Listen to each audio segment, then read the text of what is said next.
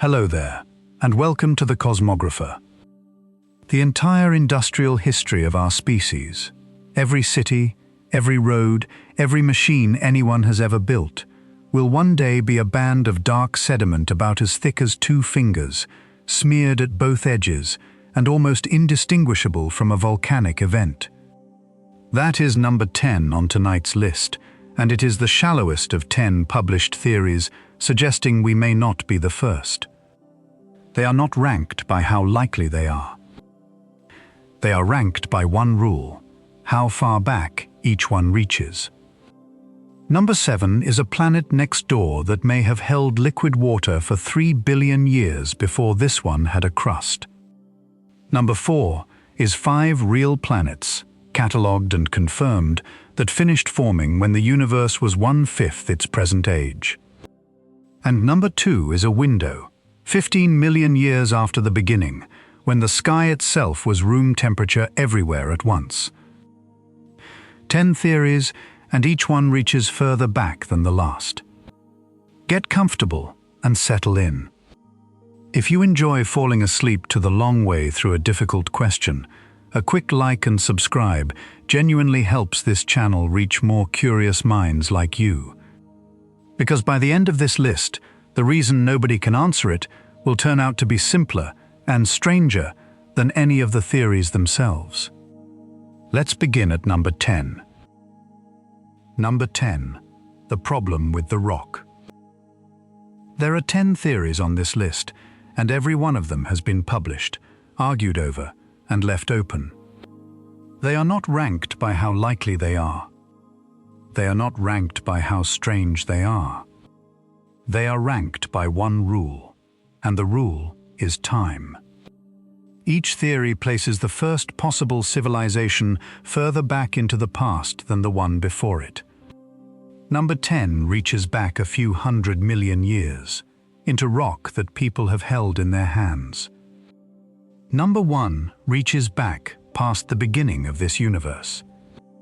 In between, the distance grows entry by entry, and the ground under the question keeps moving. None of these theories claims that someone came before us. That is worth saying clearly at the start.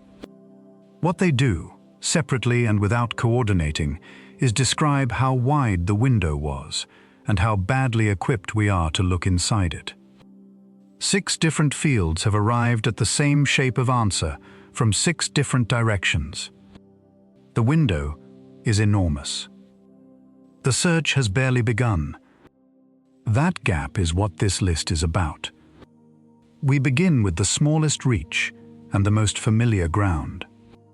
If an industrial civilization had existed on this planet long before ours, would we know? In 2018, 2 scientists decided to treat that as a technical question rather than a rhetorical one.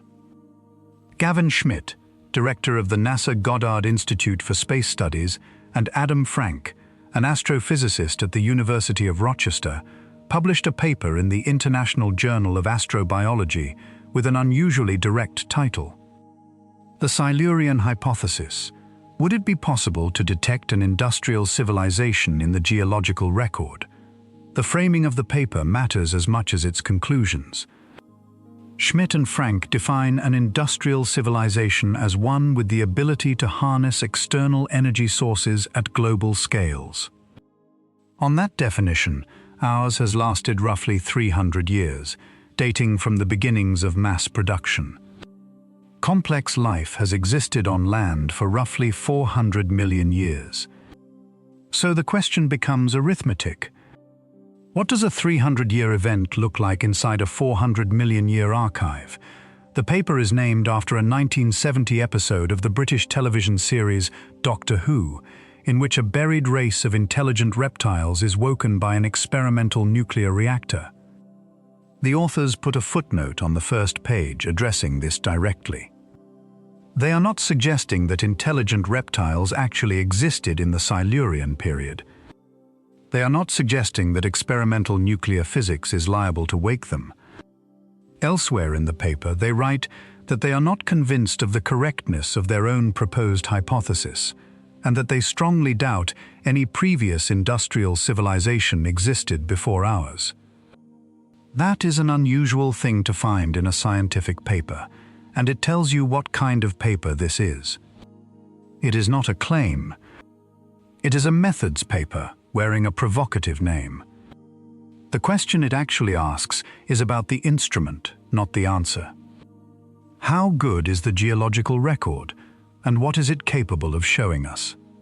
The answer, once you look at the numbers, is that it is much worse than most people assume. Start with what is on the surface.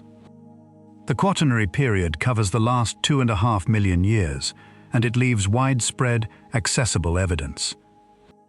The Laetoli footprints in Tanzania, pressed into volcanic ash by walking hominins, are 3.7 million years old and still legible.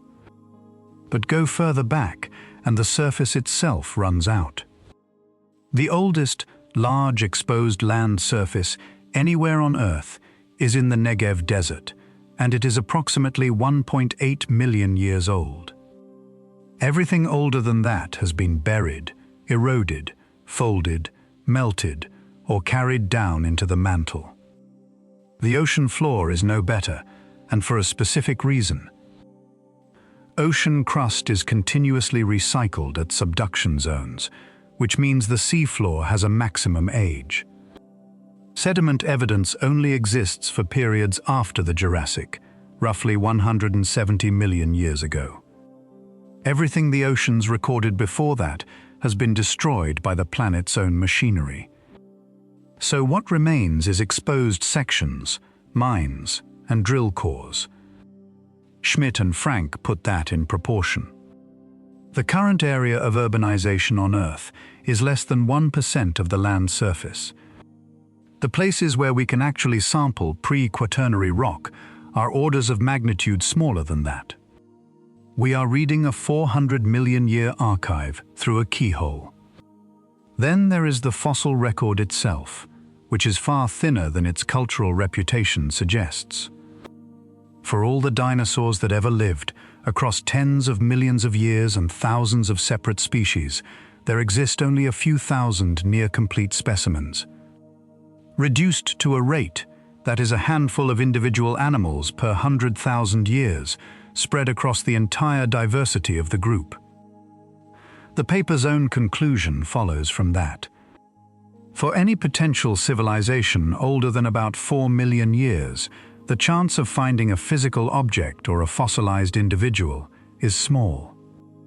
But the harder problem is not preservation. It is resolution. Sedimentation is slow.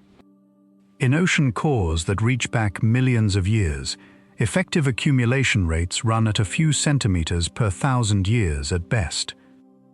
Our own industrial era, projected forward into the rock, will appear as a layer a few centimeters thick, and it will look instantaneous. Everything that has happened since the invention of the steam engine will occupy a band you could cover with 2 fingers. And even that band gets smeared. Burrowing animals stir the top of the sediment column constantly, mixing material downward and upward in a process called bioturbation. It blurs abrupt events even in perfectly preserved settings. Dating methods degrade too. Orbital chronologies, constant flux markers, and annual banding all lose precision across gaps in the record, and gaps are the norm rather than the exception. Schmidt and Frank state the consequence plainly. The ability to detect an event onset of a few centuries or less in the deep record is questionable. That is the sentence the whole entry turns on. The argument is not that no evidence survived. The argument is that our instrument has a resolution limit, and a 300-year industrial spike sits below it. So what would you look for instead? Not objects, not fossils. Chemistry. The paper works through the options with some care. Carbon isotopes are the obvious starting point, because burning fossil fuels releases carbon that has been out of the atmosphere long enough to change the isotopic balance. Ours has already shifted atmospheric carbon by about 1 part per thousand. Nitrogen is next. Industrial nitrogen fixation, the process that makes agricultural fertilizer, has already left detectable nitrogen-15 anomalies in sediments far from any city or farm. Ocean chemistry carries its own signature. Since the 19th century, the oceans have absorbed enough carbon dioxide to raise hydrogen ion concentration by 26%, a drop of 1/10 of a unit on the pH scale. Dissolved oxygen has fallen by about 2%. Then there are metals. Anthropogenic fluxes of lead, chromium, antimony, rhenium, the platinum group metals, the rare earths and gold now exceed their natural sources. We are, in a literal sense, a geochemical process. Synthetic molecules are the most distinctive category. Polychlorinated biphenyls persist for many hundreds of years in river sediment. Some compounds have no natural source at all. Carbon tetrafluoride does occur naturally in small quantities, but hexafluoroethane and sulfur hexafluoride do not. If either appeared in a layer of rock, there would be nothing to attribute it to except manufacture. And there is one discriminator that cuts across all of it: handedness. Industrial synthesis produces molecules in both mirror image forms in roughly equal proportion. Biology produces them in one form only. So the handedness of a preserved organic molecule tells you whether a factory or a cell made it, independent of what the molecule is. Alkanones, leaf waxes, steroids and lipids can all survive in sediment for many millions of years, which means that search is not hopeless. It has simply never been run at depth. 2 markers would settle the question outright if they were ever found in the wrong place. Plutonium-244 has a half-life of 80.8 million years. Curium-247 has a half-life of 15 million years. Neither has any known natural source anywhere in the solar system except supernovae.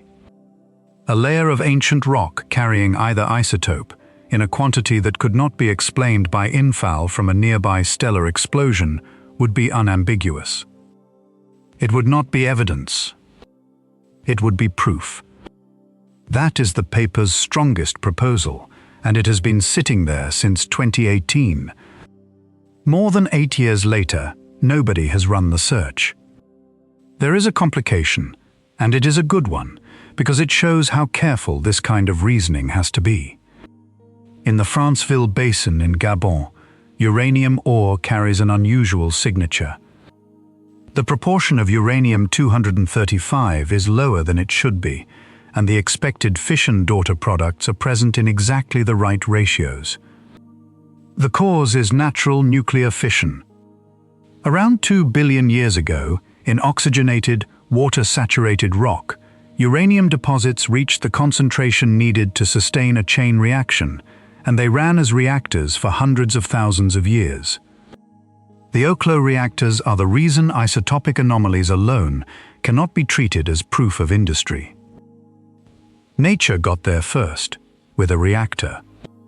Then there is the confounder that sits at the center of the whole discussion, and it is worth understanding properly because it is what an industrial event would probably look like. 56 million years ago, the planet warmed sharply. The event is called the Paleocene-Eocene thermal maximum, first identified by James Kennett and Lowell Stott in 1991, and shown to be global by Paul Koch and colleagues the following year. It lasted somewhere between 100,000 and 200,000 years, but the carbon injection that caused it may have been delivered in under 5,000. Global temperatures rose by 5 to 7 degrees Celsius.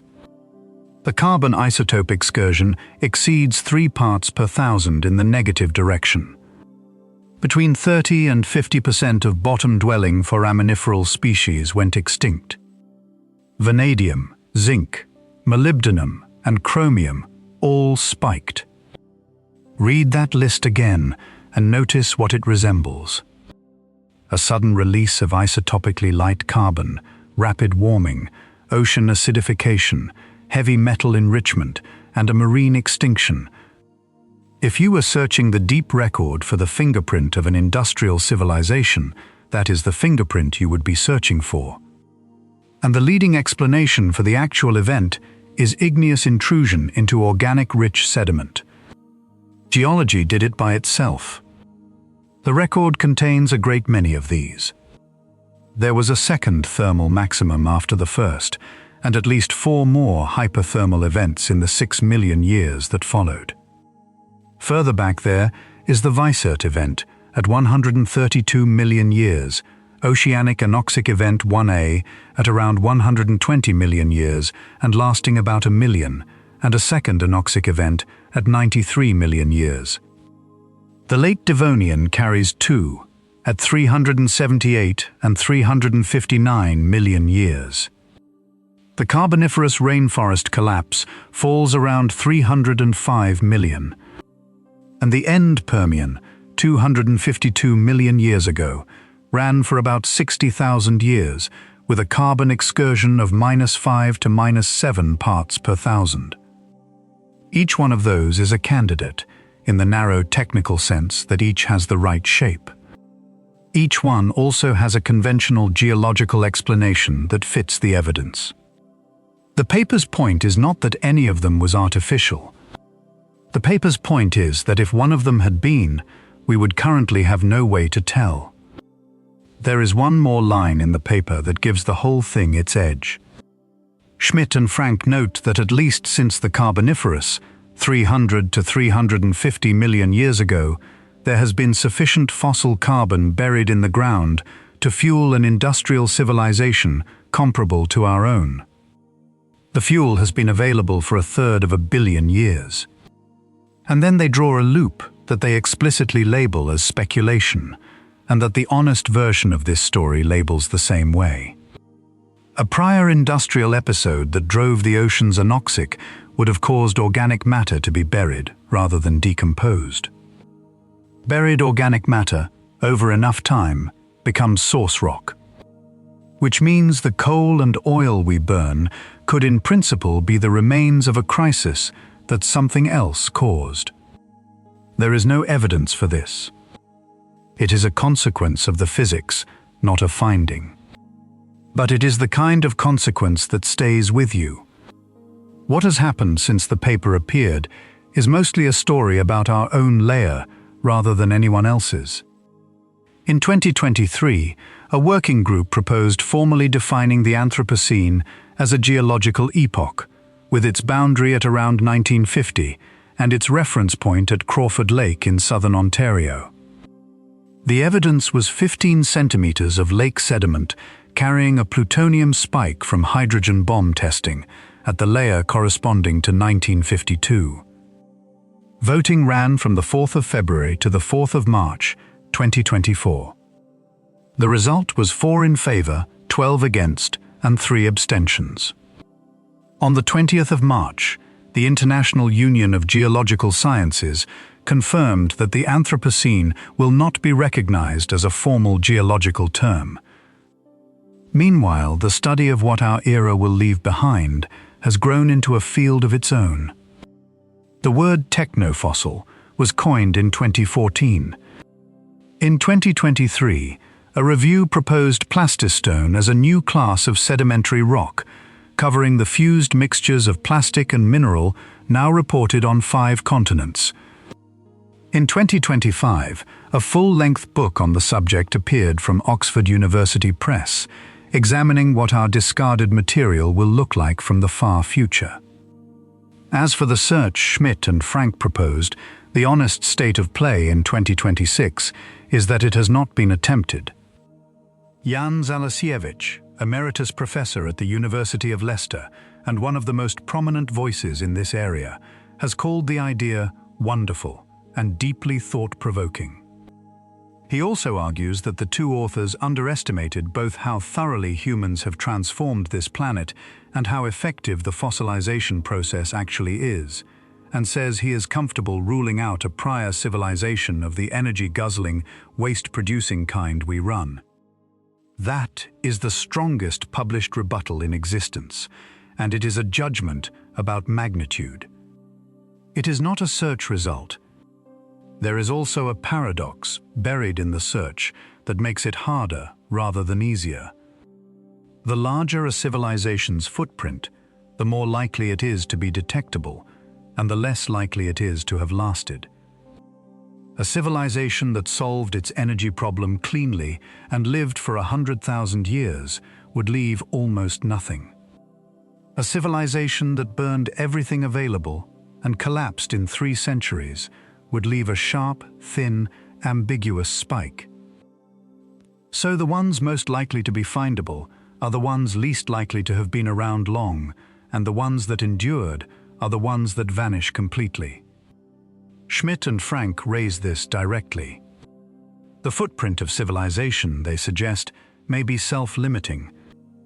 A companion paper published the same year by Jason Wright at Pennsylvania State University drew the obvious conclusion from all of this. If a prior technological species existed on Earth or anywhere else in the early solar system, the surviving evidence would not be in Earth's crust at all. It would be somewhere geologically dead. The Moon. The asteroid belt. Somewhere nothing has been recycled for 4 billion years, which leaves an uncomfortable symmetry. The same instrument that would fail to find a predecessor is the one that will record us. Every road, every city, every satellite, every act of engineering our species has ever performed, compressed into a few centimetres of dark sediment, smeared at both edges by worms, and probably indistinguishable from a volcanic event. The record is thin. That phrase is going to come back. But the next theory does not ask whether the record is thin. It asks whether the record could ever have shown us the one thing we most need to see. Number 9. The shadow over the record. The previous theory was about what the rock failed to preserve. This one is about something stranger, and in some ways harder to escape. It is about the fact that we are inside the sample we are trying to measure, and that this alone bends the answer. The paper is called Anthropic Shadow: Observation, Selection Effects, and Human Extinction Risks. It was published in the journal Risk Analysis in 2010, in volume 30, number 10, running from page 1495 to page 1506. Its authors are Milan Ćirković of the Astronomical Observatory of Belgrade and Anders Sandberg and Nick Bostrom, both then at the Future of Humanity Institute at Oxford. The abstract states the entire argument in one sentence.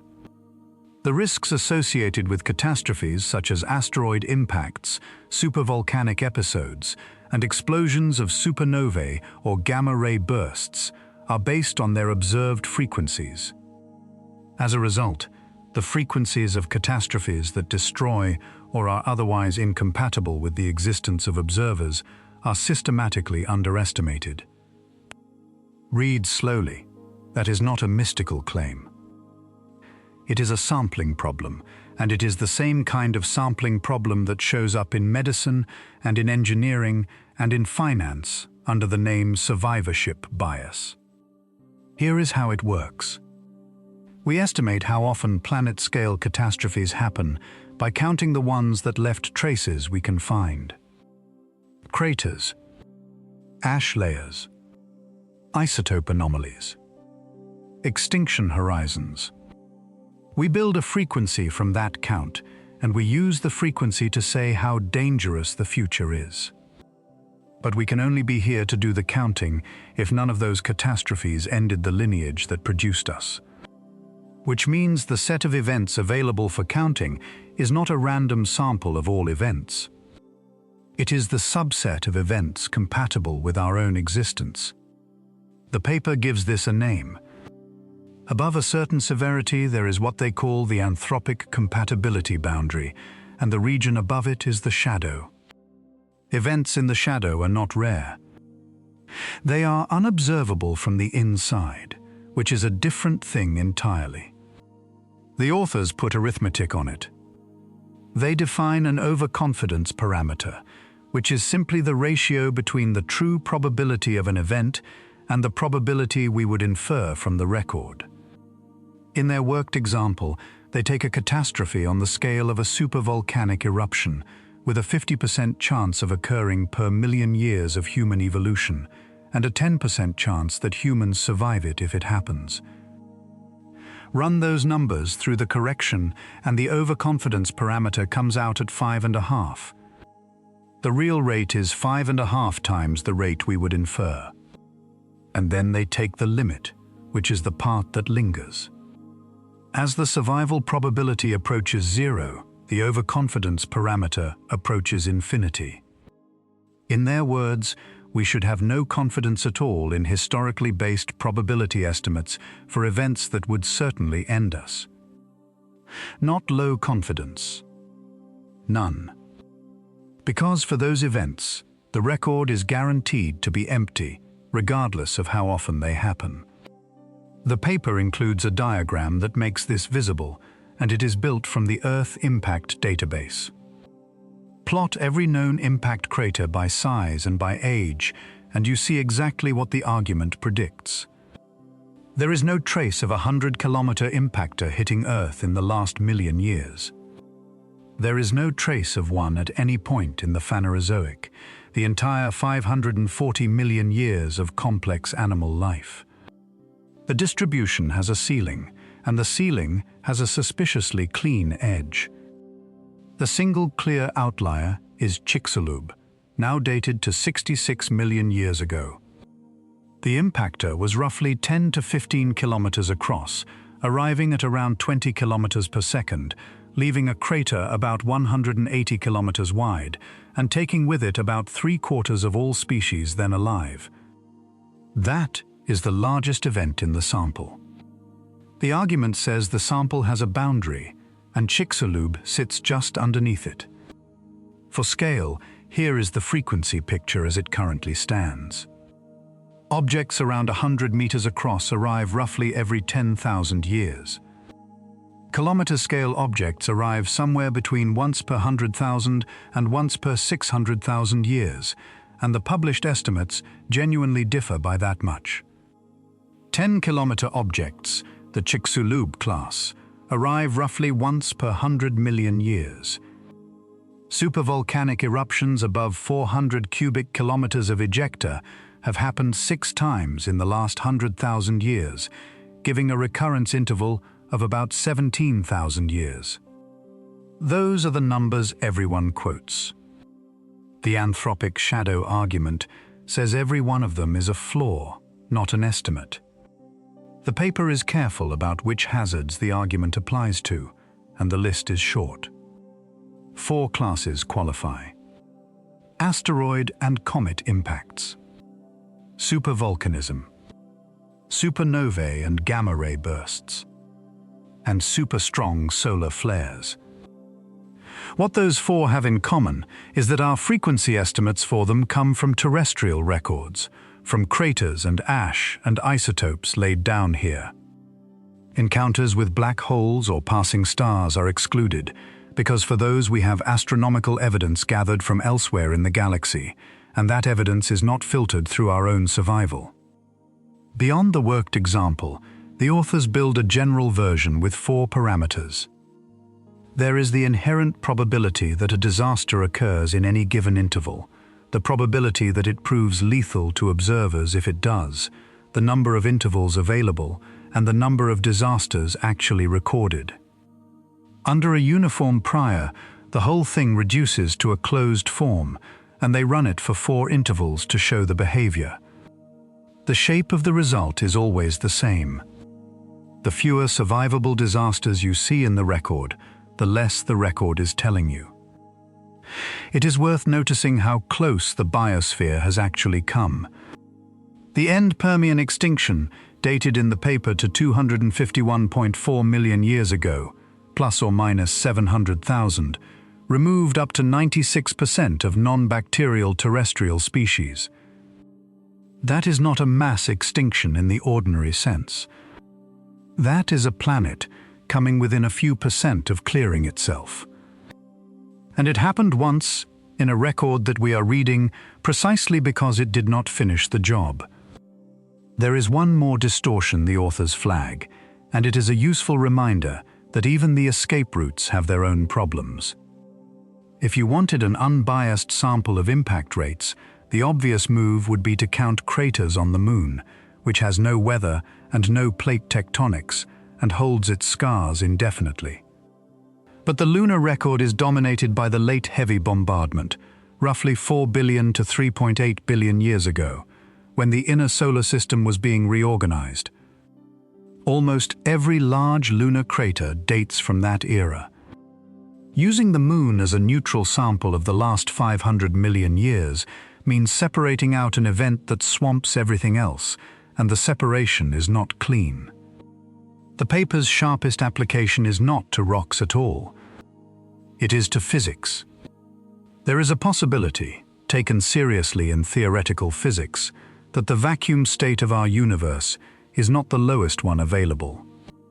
If that is true, then somewhere, at some point, a region could tunnel to the lower state, and the boundary of that region would expand outward at close to the speed of light, rewriting the physics inside it.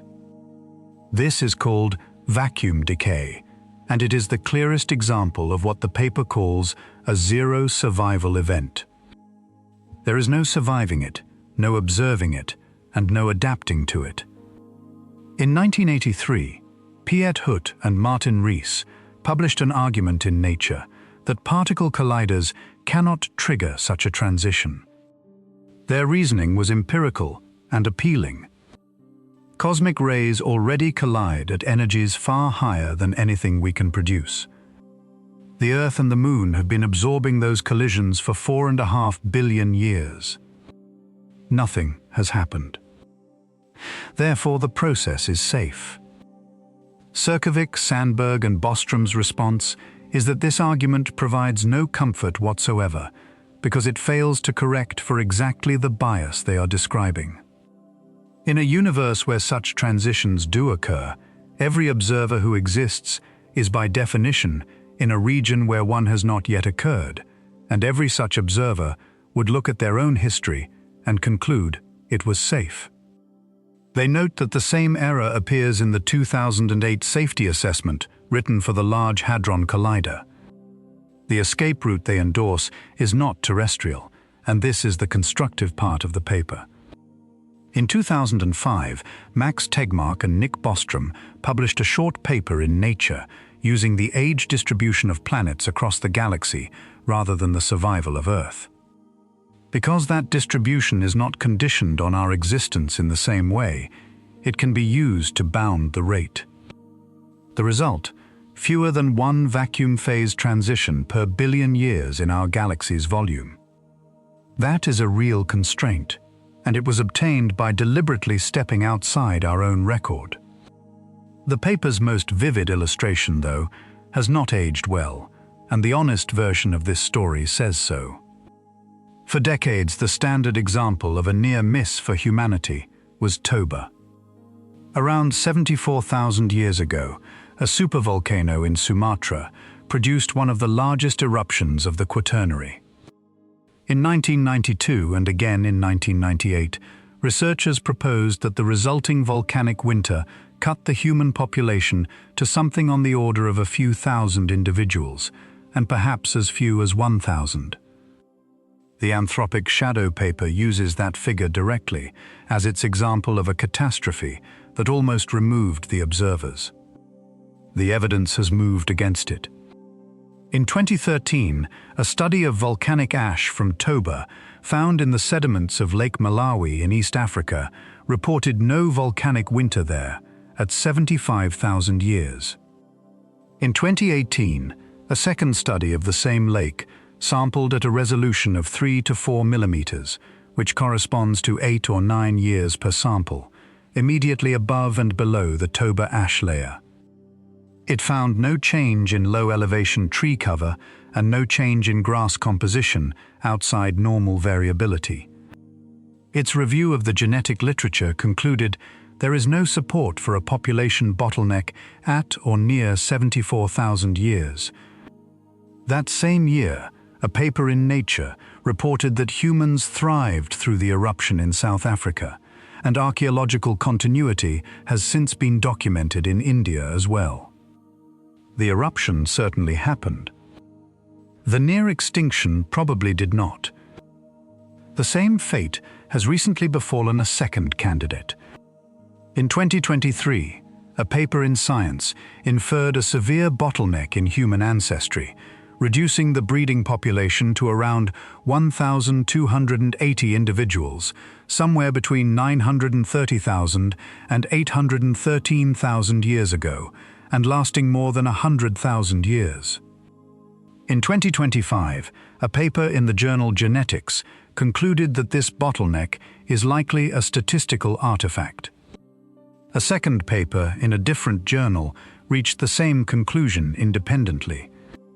So the two most dramatic examples of humanity nearly ending are both now contested, which is itself an interesting data point about how hard this subject is to reason about.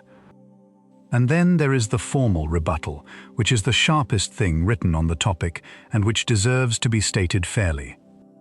In September 2024, Teruggi Thomas of the Global Priorities Institute at Oxford circulated a working paper titled simply Dispelling the Anthropic Shadow. His argument has three parts, and they fit together neatly. First, long survival is itself evidence that the catastrophe rate is low.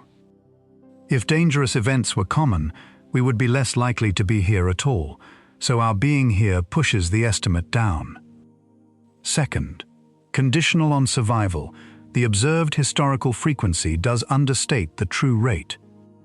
That part of Surković's argument is correct, and Thomas grants it. Third, and this is the punchline, those two effects cancel. Taken together, the historical record provides evidence for a true rate close to the observed rate.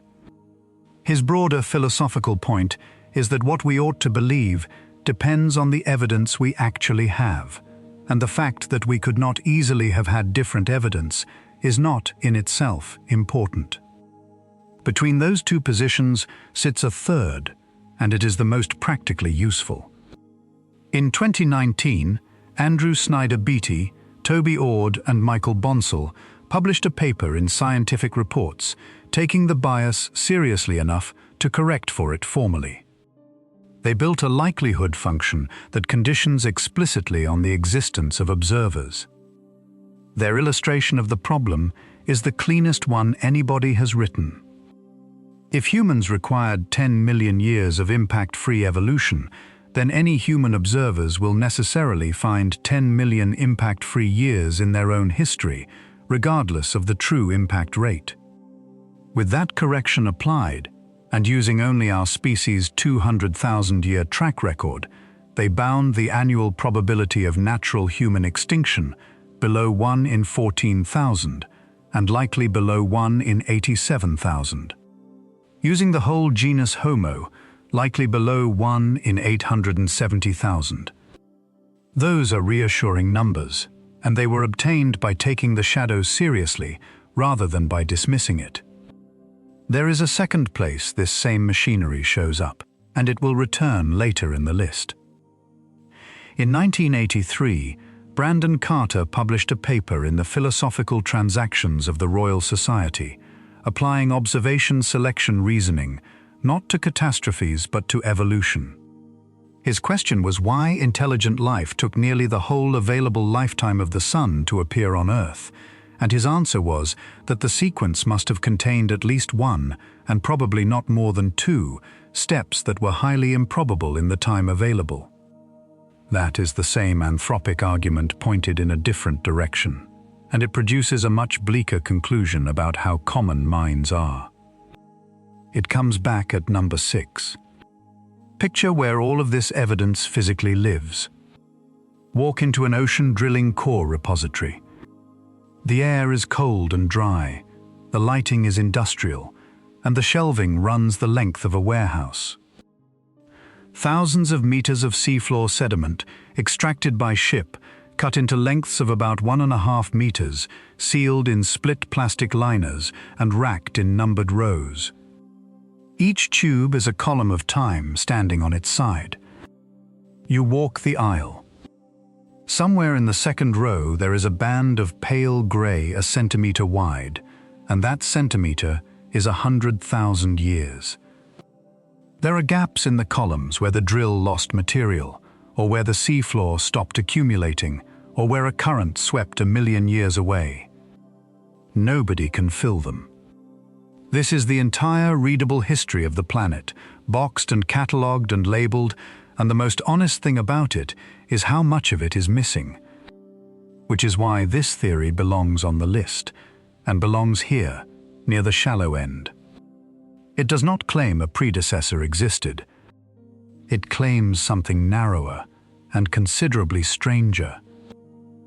If a predecessor existed and was ended by the class of event that would also have ended us, then the record we are able to read is precisely the record in which that event does not appear. It is the entry that explains why the rest of this list cannot be settled by simply looking harder at what we already have. And the theory after this one moves the question off the record entirely and puts it in the soil underneath. Number 8. The life we cannot detect. This theory reaches back 4 billion years, and it does not require anything to have traveled anywhere. It asks whether something else got started here, on this planet, alongside us, and whether it might still be here. The reasoning behind it is almost embarrassingly simple. If life began easily on Earth, there is no obvious reason it should have begun only once. And if it began more than once, the second attempt need not have used our chemistry. Different bases, different amino acids, possibly the opposite-handedness. Organisms built on a different molecular architecture, sharing the same water and the same rock, invisible to every method we have for finding microbes, because every method we have for finding microbes was designed by us, for us, out of our own biochemistry. The idea has a name. It is called the shadow biosphere.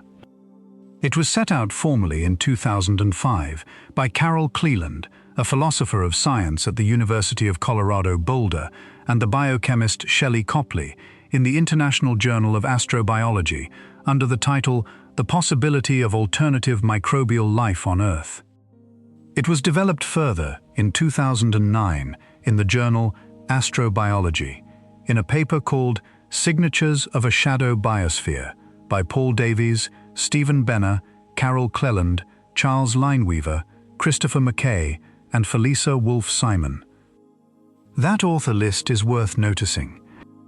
It contains a cosmologist, a synthetic biochemist, a philosopher, an astrophysicist, and 2 astrobiologists, which tells you how the question sits across disciplinary lines. The 2009 abstract puts the case in one sentence.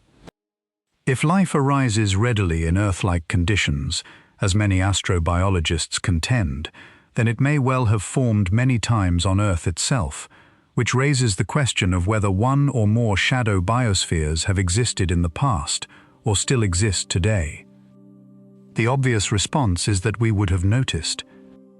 Cleland's contribution is to take that response apart, carefully, in 3 pieces. The first objection is that gene transfer would have homogenized everything. Microbes swap genetic material constantly, across enormous evolutionary distances, so any second lineage would long since have been absorbed into the first. Cleland's answer is that gene transfer only works between organisms that share the same replication, transcription, and translation machinery. A microbe using different bases could not incorporate a foreign gene, could not replicate it, and could not express it. The mechanism that homogenizes our biosphere is precisely the mechanism that could not reach across to another one. There is a deeper version of the homogenization objection, and it comes from Carl Woese, the man who discovered the archaea in the first place. His argument was that before cells existed as discrete entities, early chemistry would have been promiscuous enough to blend everything into a single ancestral pool, and that whatever emerged from that pool would necessarily be one lineage rather than several. Cleland's answer is geographic. Pre-cellular chemistry would have been running in isolated settings, in separate hydrothermal systems, in different mineral surfaces, in pools that never exchanged material. Galaxies will continue to drift. The stars overhead may appear eternal, but the great web of galaxies is always in motion. And once cells with incompatible machinery exist, the isolation becomes permanent. The second objection is that our life would have outcompeted it. Cleland's answer is that microbial communities are enormously diverse, that rare organisms are not automatically disadvantaged, and that selection could actively favor organisms most unlike familiar life, because being inedible is an advantage. And there are environments where our chemistry does badly. Hyper-arid deserts, deep subsurface rock, hypersaline brines, places where the competition is thin. It is worth being concrete about where such a thing would live, because vagueness makes the idea sound less serious than it is. The Atacama Desert has regions that have gone decades without measurable rainfall, where familiar microbial populations are sparse and slow. The continental deep subsurface holds an enormous microbial biomass in rock pore spaces kilometers down, sustained by chemical energy rather than sunlight, doubling on timescales measured in centuries rather than hours. Hypersaline brines sit at the edge of what our proteins can tolerate. These are not exotic corners of the planet. They are large, accessible, and undersampled, and in every one of them, the ordinary competition is weak enough that something built differently would not automatically lose. The third objection is that we would have found it. And this is where the argument stops being philosophical and becomes technical, because it is a statement about laboratory method. Our primary tool for surveying microbial life is the polymerase chain reaction applied to ribosomal RNA genes. You take a sample, you amplify a specific genetic sequence, and you read what comes out. The technique revolutionized microbiology. It is also, by construction, a filter. Amplification requires primers, short sequences that bind to a known target. Those primers are derived from the three known domains of life. So Cleland's conclusion follows with uncomfortable directness. Any microbe whose ribosomal RNA genes can be amplified by our primers must, by definition, be a familiar form of life. An organism with no ribosomes at all would return nothing. Not an anomaly. Nothing. Metagenomics inherits the same limitation because assembly pipelines are trained on known sequence space. Genuinely unfamiliar sequence would most likely be discarded as noise. Cleland invokes Thomas Kuhn explicitly, and the reference is apt. Paradigms do not merely make anomalies difficult to explain. They make anomalies difficult to see at all. The failure mode is not a wrong answer. It is an unasked question. There is a historical precedent that makes this concrete, and it is only about 50 years old. Under a microscope, archaea look like bacteria. For decades, they were classified as bacteria. It took molecular sequencing to establish that they are a separate domain, and that genetically they are more closely related to us than they are to bacteria. An entire third of the tree of life was sitting in plain view, in samples people had already collected, misfiled. The scale of what we have not examined is larger than most people expect. A study published in 2018 in the journal M Systems put numbers on it. Uncultured genera account for roughly 730 billion microbial cells, about 81% of the total.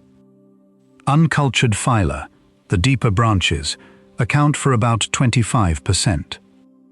Across seawater, freshwater, soil, the terrestrial subsurface, hypersaline environments, marine sediment, hot springs, hydrothermal vents, snow and non-human hosts, the uncultured fraction runs between 22 and 87% at genus level. There is one exception in that dataset, and it is revealing. Human and human-associated environments are dominated by cultured organisms, between 45 and 97%. We have catalogued the microbes that live on us with great thoroughness. Everything else, considerably less so. The old rule of thumb was that under 1% of the microbes visible under a microscope can be grown in a laboratory. Microbiologists call the discrepancy the Great Plate Count Anomaly, and the ratio between microscope counts and colonies on agar runs between 10 and 1,000. In 2019, a paper in the ISME journal argued that the 1% figure should be retired, reporting that the median genetic similarity to a cultured relative is 97.3%, and that roughly half of sequences have a close cultured relative. Two separate rebuttals appeared in the same journal within months, arguing the opposite. This is a live argument in microbiology, and the honest position is that the basic census of life on this planet is still being negotiated. So much for the theory. What about candidates? The flagship anomaly, for years, was desert varnish. It is a dark coating of manganese, arsenic and silica that forms on rock surfaces in the Atacama, the Mojave, and other arid regions. It resisted explanation for over a century. It did not look like ordinary weathering, and it did not look like the product of any known organism, and Cleland pointed to it as exactly the sort of thing worth investigating. In 2021, a study attributed it to conventional photosynthetic bacteria, a cyanobacterium laying down manganese as a kind of sunscreen. The anomaly resolved into ordinary biology. The second candidate collapsed rather more publicly. On the 2nd of December 2010, at a NASA press conference in Washington, a young astrobiology fellow named Felisa Wolf-Simon presented a bacterium designated GFAG1, isolated from the arsenic-rich sediments of Mono Lake in California.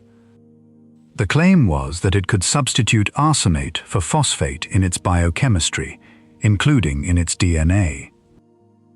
Phosphorus is one of the 6 elements every known organism requires. A living thing that could do without it would not be a shadow biosphere exactly, but it would be a demonstration that the assumed chemistry of life has flexibility nobody had proven. Stephen Benner sat on the panel that day as the designated skeptic, which in retrospect was a sensible piece of program design. The result did not survive. In 2012, 2 papers appeared in Science. One showed that the organism required 1.6 micromolar phosphate to grow at all, and that when grown in 40 millimolar arsenate, its nucleic acids picked up only trace amounts of arsenic.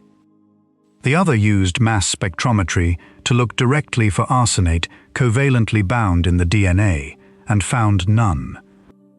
Then, on the 24th of July, 2025, Science retracted the original paper. Not for misconduct, which was never alleged, and which the journal has been explicit about. The retraction was made under revised standards that permit withdrawal when the experiments do not support the key conclusions. Only 10 Science papers have been retracted for unintended error since 2019. The authors objected. So did several people who had never believed the result. Stephen Benner, the original skeptic, opposed the retraction on the grounds that the paper had simply met the fate of many papers that turned out to be wrong, and that this is precisely how science is supposed to fix itself. It is an unusually clear illustration of a field arguing about its own immune system.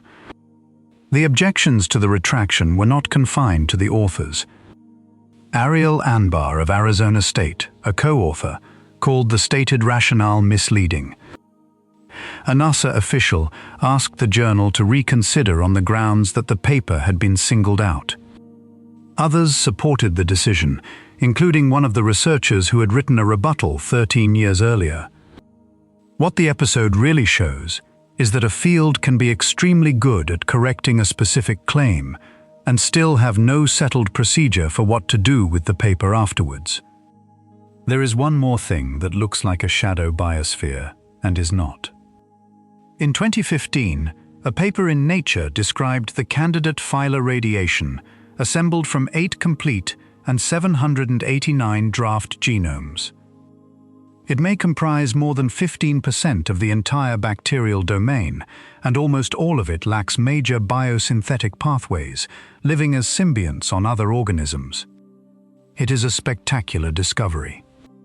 It is also completely standard biochemistry, and it was found precisely because our primers work on it. What it demonstrates is how much of the ordinary tree we had missed. It does not demonstrate that a second tree exists. Underneath all of this sits handedness, and handedness is where the question gets its sharpest edge. Every known organism is homochiral. Proteins are built from left-handed amino acids. Nucleic acids use right-handed sugars. Abiotic chemistry, left to itself, produces over 100 different amino acids in both mirror forms in roughly equal proportion. Life uses the same 20, all of one hand. And Benner's own laboratory has demonstrated that double-stranded DNA can accommodate at least 12 bases in 6 mutually exclusive pairs, rather than the 4 bases in 2 pairs that every organism on Earth uses. There is nothing chemically privileged about our alphabet. It is one working solution out of a much larger set. Which is why a question that used to be purely academic became urgent in December 2024. On the 12th of that month, Science published a policy forum titled Confronting Risks of Mirror Life, signed by 38 scientists, among them George Church, Jack Szostak, Craig Venter, and Gregory Winter.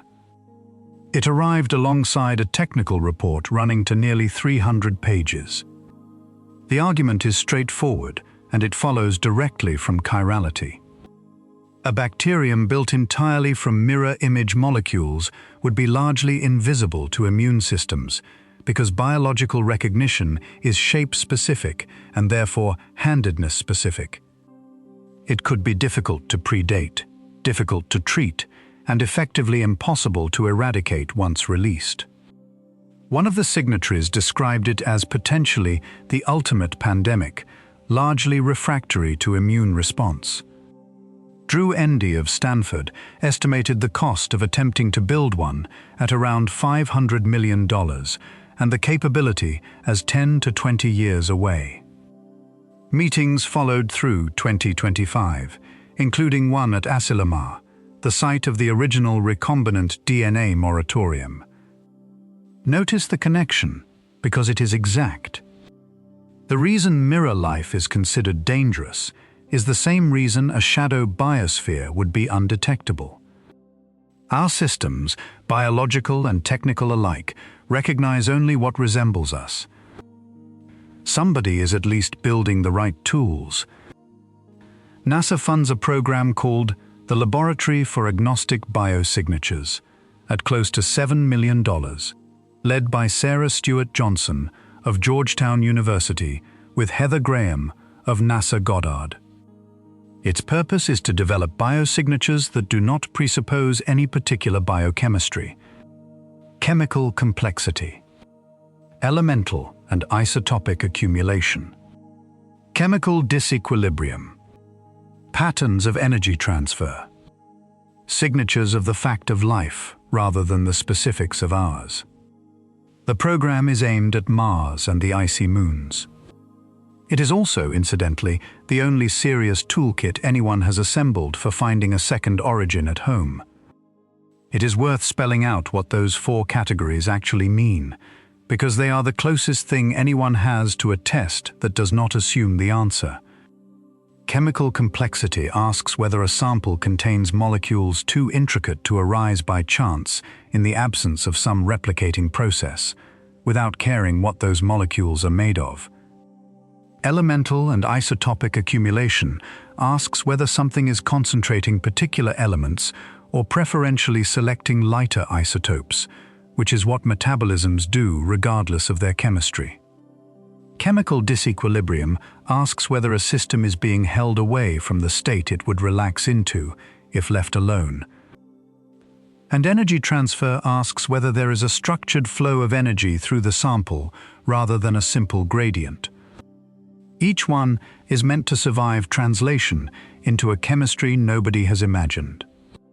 Carol Cleland's own later position is that even those categories may remain subtly Earth-centric, and that a genuinely novel form of life could still be misfiled as an interesting piece of geochemistry. Her preferred framing is to hunt for what she calls potentially biological anomalies, and to resist the temptation to close them too quickly. And the honest conclusion is the one the researchers themselves state. No shadow biosphere organism has ever been found. Every candidate has resolved into either standard biochemistry or ordinary geochemistry. The claim is not that a second origin exists. The claim is narrower and harder to dismiss. We have never run a search capable of ruling it out, and the search we do run is defined in advance by the answer it expects to get. A second origin of life would not be hiding on another world.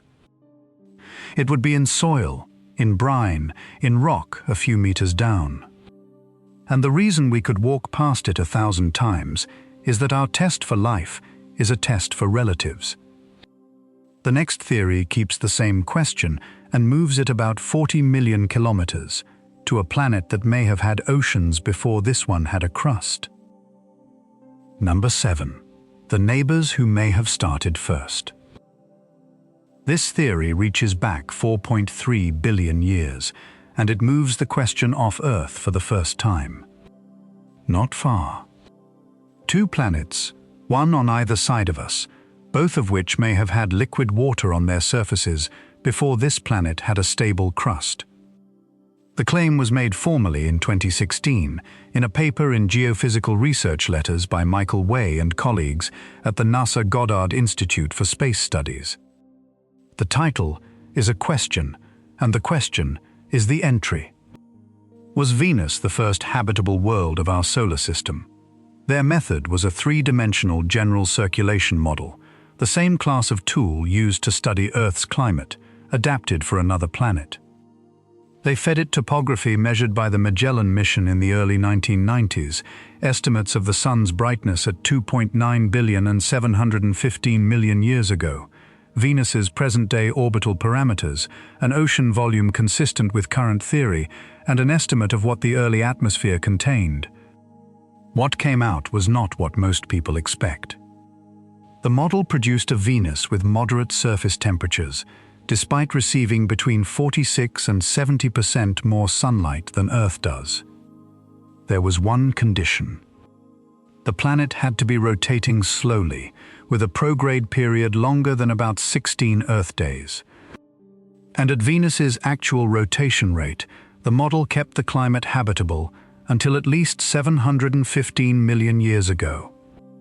The mechanism is a cloud feedback, and it is genuinely elegant. A planet that turns very slowly has one hemisphere facing the sun for an extremely long time. Water evaporates there, rises and accumulates as thick cloud directly over the substellar point. That cloud is highly reflective. It raises the planet's albedo enough to throw back the extra sunlight before it reaches the surface. The planet shields itself with its own weather. Sit with the implication for a moment. If Way and his colleagues are right, Venus was the first habitable world in this solar system, and it held that condition for something close to 3 billion years. Longer than complex life has existed on Earth. Starting earlier, which would mean the first place in this system where liquid water sat on rock under a sky was not here. That is not a claim built out of nothing. There is a measurement behind it, and it is nearly half a century old. In 1978, NASA's Pioneer Venus mission dropped a large probe into the atmosphere. Its neutral mass spectrometer measured the ratio of deuterium to ordinary hydrogen. Deuterium is hydrogen, with an extra neutron, chemically almost identical and physically twice as heavy. The measurement came back at about 1.6 parts in 100, which is roughly 157 times the terrestrial value. The result was published in Science in 1982 under the title "Venus was wet." The logic is straightforward. When an atmosphere loses hydrogen to space, the lighter isotope escapes preferentially, so what remains becomes progressively enriched in deuterium. An enrichment of that size is a fossil of water that used to be there and is not anymore. The 1982 paper's conservative flaw was that at least 0.3% of an Earth ocean had been outgassed on Venus, and the measurement is consistent with considerably more. For comparison, all the water vapor left in Venus's atmosphere today would condense into a global layer about 20 centimeters deep. So there is a case. And then there is the response to the case, which has arrived from 3 independent directions and which has been, on balance, unkind. The first came in 2021, in Nature, from Martin Turbot and colleagues, under the title "Day-Night Cloud Asymmetry Prevents Early Oceans on Venus, but Not on Earth." Their 3-dimensional simulations produce the opposite cloud behavior. In their model, water clouds form preferentially on the night side, because water vapor on the day side absorbs incoming sunlight strongly before it can condense. A night-side cloud does not cool a planet. It traps heat. The net effect is warming, and the warming prevents surface water from condensing at all, even at insulations down to 325 watts per square meter, which is 95% of what Earth receives. Their conclusion is blunt. Water never condensed, and consequently oceans never formed on the surface of Venus. 2 consequences follow from that paper, and both are worth stating because they reframe our own planet. The first is that Earth's oceans could only have formed because the young sun was faint. Had the sun been at its present brightness during Earth's first few 100 million years, the same trap would have caught us. The second is that present-day Earth appears to have a second stable climate state, which the paper calls a steam Earth, with the entire ocean held in the atmosphere. Way returned to the problem in 2020 in the Journal of Geophysical Research, and that paper is useful because it lays out both rival histories side by side, rather than defending one. The optimistic history has Venus spending most of its existence with surface water, plate tectonics, and a stable temperate climate, ending in a runaway greenhouse as the sun brightened. The pessimistic history has Venus born hot, under a magma ocean that persisted for something like 100 million years beneath an atmosphere of carbon dioxide and steam. Earth's own magma ocean probably lasted about 1 million years by comparison. A steam phase that long would break water vapor apart in the upper atmosphere, let the hydrogen escape, and oxidize the magma below. And that history produces exactly the same deuterium signature, with no ocean having existed at any point. The measurement that looked like proof turns out to be compatible with both stories. There is also a middle position. A coupled model of Venus's interior, atmosphere, and oxidation state, published in the Planetary Science Journal, permits a global ocean around 100 meters deep as late as 1 billion years ago, without violating any known constraint. Not 3 billion years of ocean. Not zero. Something in between, and considerably harder to rule out. The second line of attack came in March 2023, in the Proceedings of the National Academy of Sciences, from Alexandra Warren and Edwin Kite. They modeled oxygen loss and radiogenic argon degassing together and asked which histories could produce the Venus we actually observe. Reproducing modern Venus after a habitable era turns out to require a very fine balance between oxygen sources and sinks. Early habitability survived in fewer than 1% of the hundreds of scenarios they ran.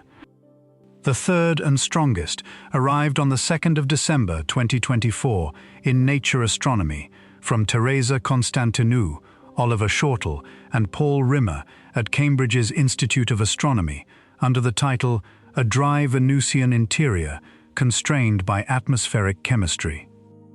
Their approach sidesteps climate modeling entirely, which is what makes it powerful. They calculated how fast water, carbon dioxide, and carbonyl sulfide are currently being destroyed in Venus's atmosphere. Then they asked what composition of volcanic gas would be required to replenish those molecules and hold the atmosphere in steady state. The answer is that Venus's volcanic gases are at most 6% water. Earth's eruptions, by contrast, are mostly steam. A planet that outgasses that dry has a dehydrated interior, and an interior that dry never had enough water to make oceans in the first place. And then, complicating everything in the other direction, a result in Nature in May 2024 identified a previously overlooked piece of ion chemistry in Venus's upper atmosphere. The dissociative recombination of a particular molecular ion nearly doubles the modeled rate at which hydrogen escapes the planet. Doubling the escape rate doubles the volcanic outgassing or impact delivery needed to keep the present atmosphere steady. Venus is losing water faster than anyone thought, which makes the accounting harder in every direction at once. It is worth pausing on how strange Venus is as a physical object, because the slow rotation that makes Way's model work is not a modeling convenience. It is real, and it is extreme. Venus turns once every 243 Earth days, and it turns backwards. Its year is 225 Earth days, which means its day is longer than its year. From sunrise to sunset takes 117 Earth days. Its axial tilt is 3 degrees, so it has no seasons worth the name. It has no internally generated magnetic field, only an induced one where the solar wind meets the atmosphere. And its surface may be as young as 150 million years, which for a rocky planet is close to yesterday. There is one place on Venus where the numbers stop being hostile, and it is not the ground. At about 50 kilometers altitude, in the cloud deck, temperatures run between 30 and 70 degrees Celsius at roughly the pressure you are experiencing now.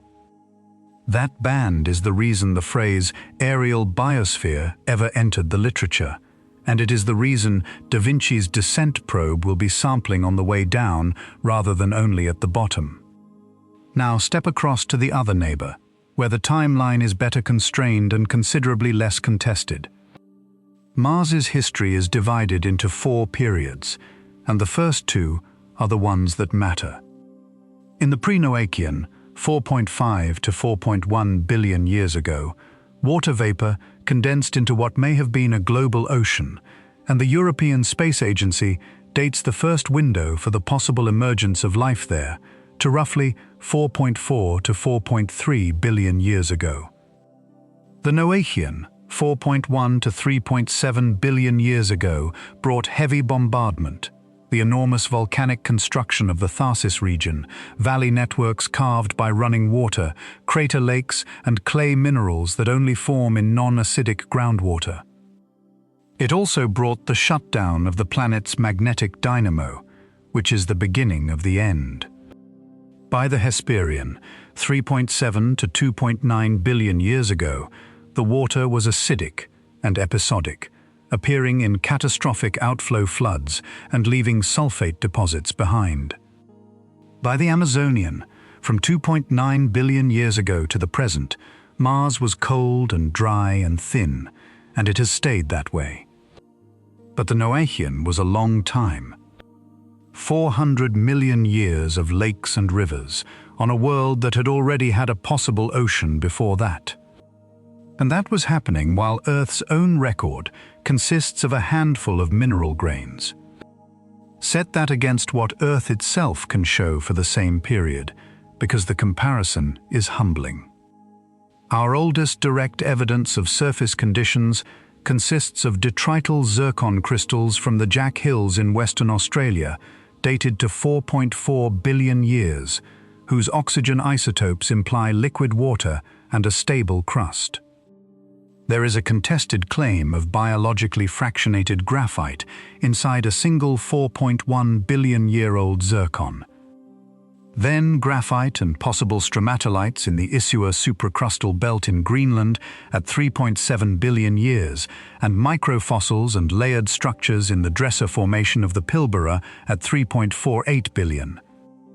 That is the entire early record of this planet. Individual mineral grains and a few outcrops. Which brings us to the most interesting rock in the solar system that nobody has been able to examine properly. On the 10th of September 2025, a paper appeared in Nature by Joel Hurowitz and colleagues, titled Redox-Driven Mineral and Organic Associations in Jezero Crater, Mars. Jezero is a crater about 50 kilometers across, a Noachian-aged lake basin with a river delta at its western edge, an inlet valley and an outlet valley. The outlet is the important part. A breached outlet means the lake filled to the brim, which means it held water for a long time. Perseverance entered a valley on the crater's western edge and examined mudstone and conglomerate outcrops of a formation called Bright Angel. The mudstones contain organic carbon. They also contain sub-millimeter nodules and millimeter-scale reaction fronts enriched in ferrous iron phosphate and iron sulfide minerals, most likely the minerals vivianite and greigite. The organic carbon appears to have taken part in the reactions that produced them, and the geological context indicates those reactions happened at low temperature. The team nicknamed the nodules poppy seeds and the reaction fronts leopard spots. The host rock is called Chayava Falls, after a waterfall in the Grand Canyon. The core drilled out of it is called Sapphire Canyon, and it is the 25th sample Perseverance has taken. NASA announced it as a potential biosignature. The paper itself is more careful, and the care is the point. It does not claim life. It says that determining the origin of the minerals, the organics and the textures will require high-sensitivity instrumentation on Earth. A follow-up in Nature Communications in March 2026 reported strong nickel enrichment in the same location, co-located with the same redox organic interactions. The sample is sealed. It is lying on the surface of Mars, and there is currently no funded way to bring it home. That is worth staying with for a moment.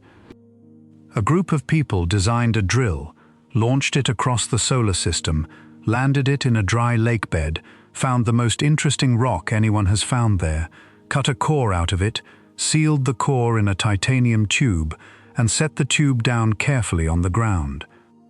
They did that knowing they might not live to see it opened.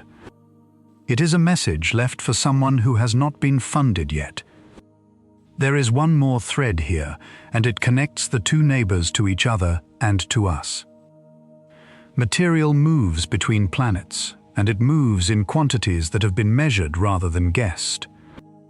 Modeling published in the journal Astrobiology in 2005 tracked impact ejecta launched from Earth over a period of 30,000 years. Roughly 1 part in 1,000 reaches Venus. Roughly 1 part in 100,000 reaches Mars. About 1% of the launched mass eventually falls back to Earth. Transfer from Mars to Earth is far more efficient than the reverse, because Mars sits nearer the orbital resonances that reshape trajectories in the inner solar system. More than 120 Martian meteorites have been catalogued, and the count varies between catalogues depending on how paired fragments are treated.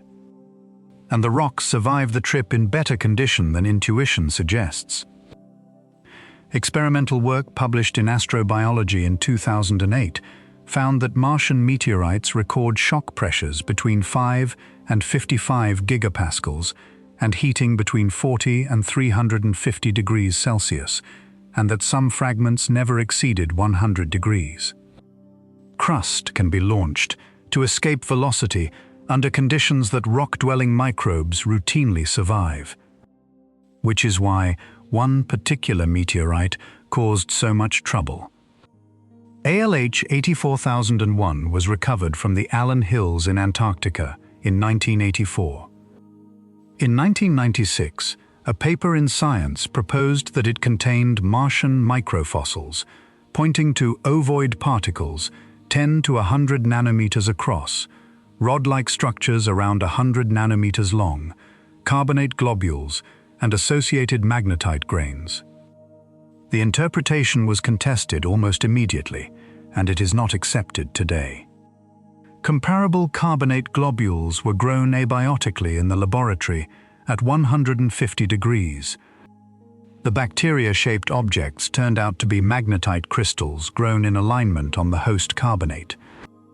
And in January 2022, a paper in Science by Andrew Steele and colleagues used co-located nanoscale spectroscopy to show that the refractory organic material in the rock is associated with mineral assemblages produced by carbonation and serpentinization, formed in place during water-rock interaction on Mars roughly 3.9 to 4.1 billion years ago. That result is more interesting than a simple debunking, because Steele's framing carries forward. Abiotic water-rock chemistry creates a background pool of organic carbon on Mars. Any future biosignature claim has to be measured against that background before it can stand. It raises the bar for everything that comes after, including Sapphire Canyon. Stand on Venus, 4 billion years ago, in the version of the story where Way is right. The sky is not blue. It is a thick, even white cloud from horizon to horizon, lit from behind by a sun you will not see today and may not see for weeks. The day is not a day. It is months long, and the light does not change much through it. Below the cloud, the air is warm and still, and heavy with moisture. Shallow water lies over dark basalt, catching almost no glare because there is no direct beam to glare from. There are no sharp shadows anywhere. Everything is lit the way an overcast afternoon is lit, softly and from every direction at once, and it stays that way, at those coordinates, for 100 million years at a stretch. Then move forward. Same coordinates. The cloud is still there, but it is sulfuric acid now, and the light that reaches the ground is the color of old brass, and the ground is at 465 degrees Celsius under 93 atmospheres of pressure, which is the pressure you would feel 900 meters beneath an ocean that no longer exists. So where does the question actually stand in 2026? If Way and Del Genio are right, Venus was habitable first, for longer, and its record lies under a surface that resurfaced perhaps 150 million years ago and now sits hot enough to melt lead. If Turbet and Warren and Kite and Constantinou are right, Venus was never habitable at all, and the contest is between Earth and Mars in the first few 100 million years. The pessimistic side currently has more independent lines of evidence. That is not the same as being right. 3 spacecraft are being built to settle it. Da Vinci, led from NASA Goddard, We'll make 2 flybys and then drop a descent sphere carrying a mass spectrometer, a tunable laser spectrometer, an atmospheric structure package, and a descent imager to map the topography and composition of a highland region called Alpha Regio. Its preferred launch is December 2030, with the probe arriving in early 2033. Veritas, from the Jet Propulsion Laboratory under Sue Smrekar, carries an interferometric radar and an emissivity mapper and is targeting June 2031 with a real risk of slipping to November 2032. Envision, adopted by the European Space Agency in January 2024, launches in November 2031, spends 11 months aerobraking into a quasi-polar orbit and carries the first subsurface radar sounder ever sent to Venus, capable of probing a kilometer down. The European Space Agency's own published list of questions for that mission includes, almost word for word, the question this entry started with. Did Venus have oceans, and could evidence of past water remain in the oldest rocks on its surface? So far, every theory on this list has been about places. The next one is about a number, and the number says we are early. Implausibly, statistically, uncomfortably early. Number 6, the arithmetic of being early. This theory reaches back roughly 1 billion years, and it does something none of the previous 4 attempted. It puts a date on when we find out.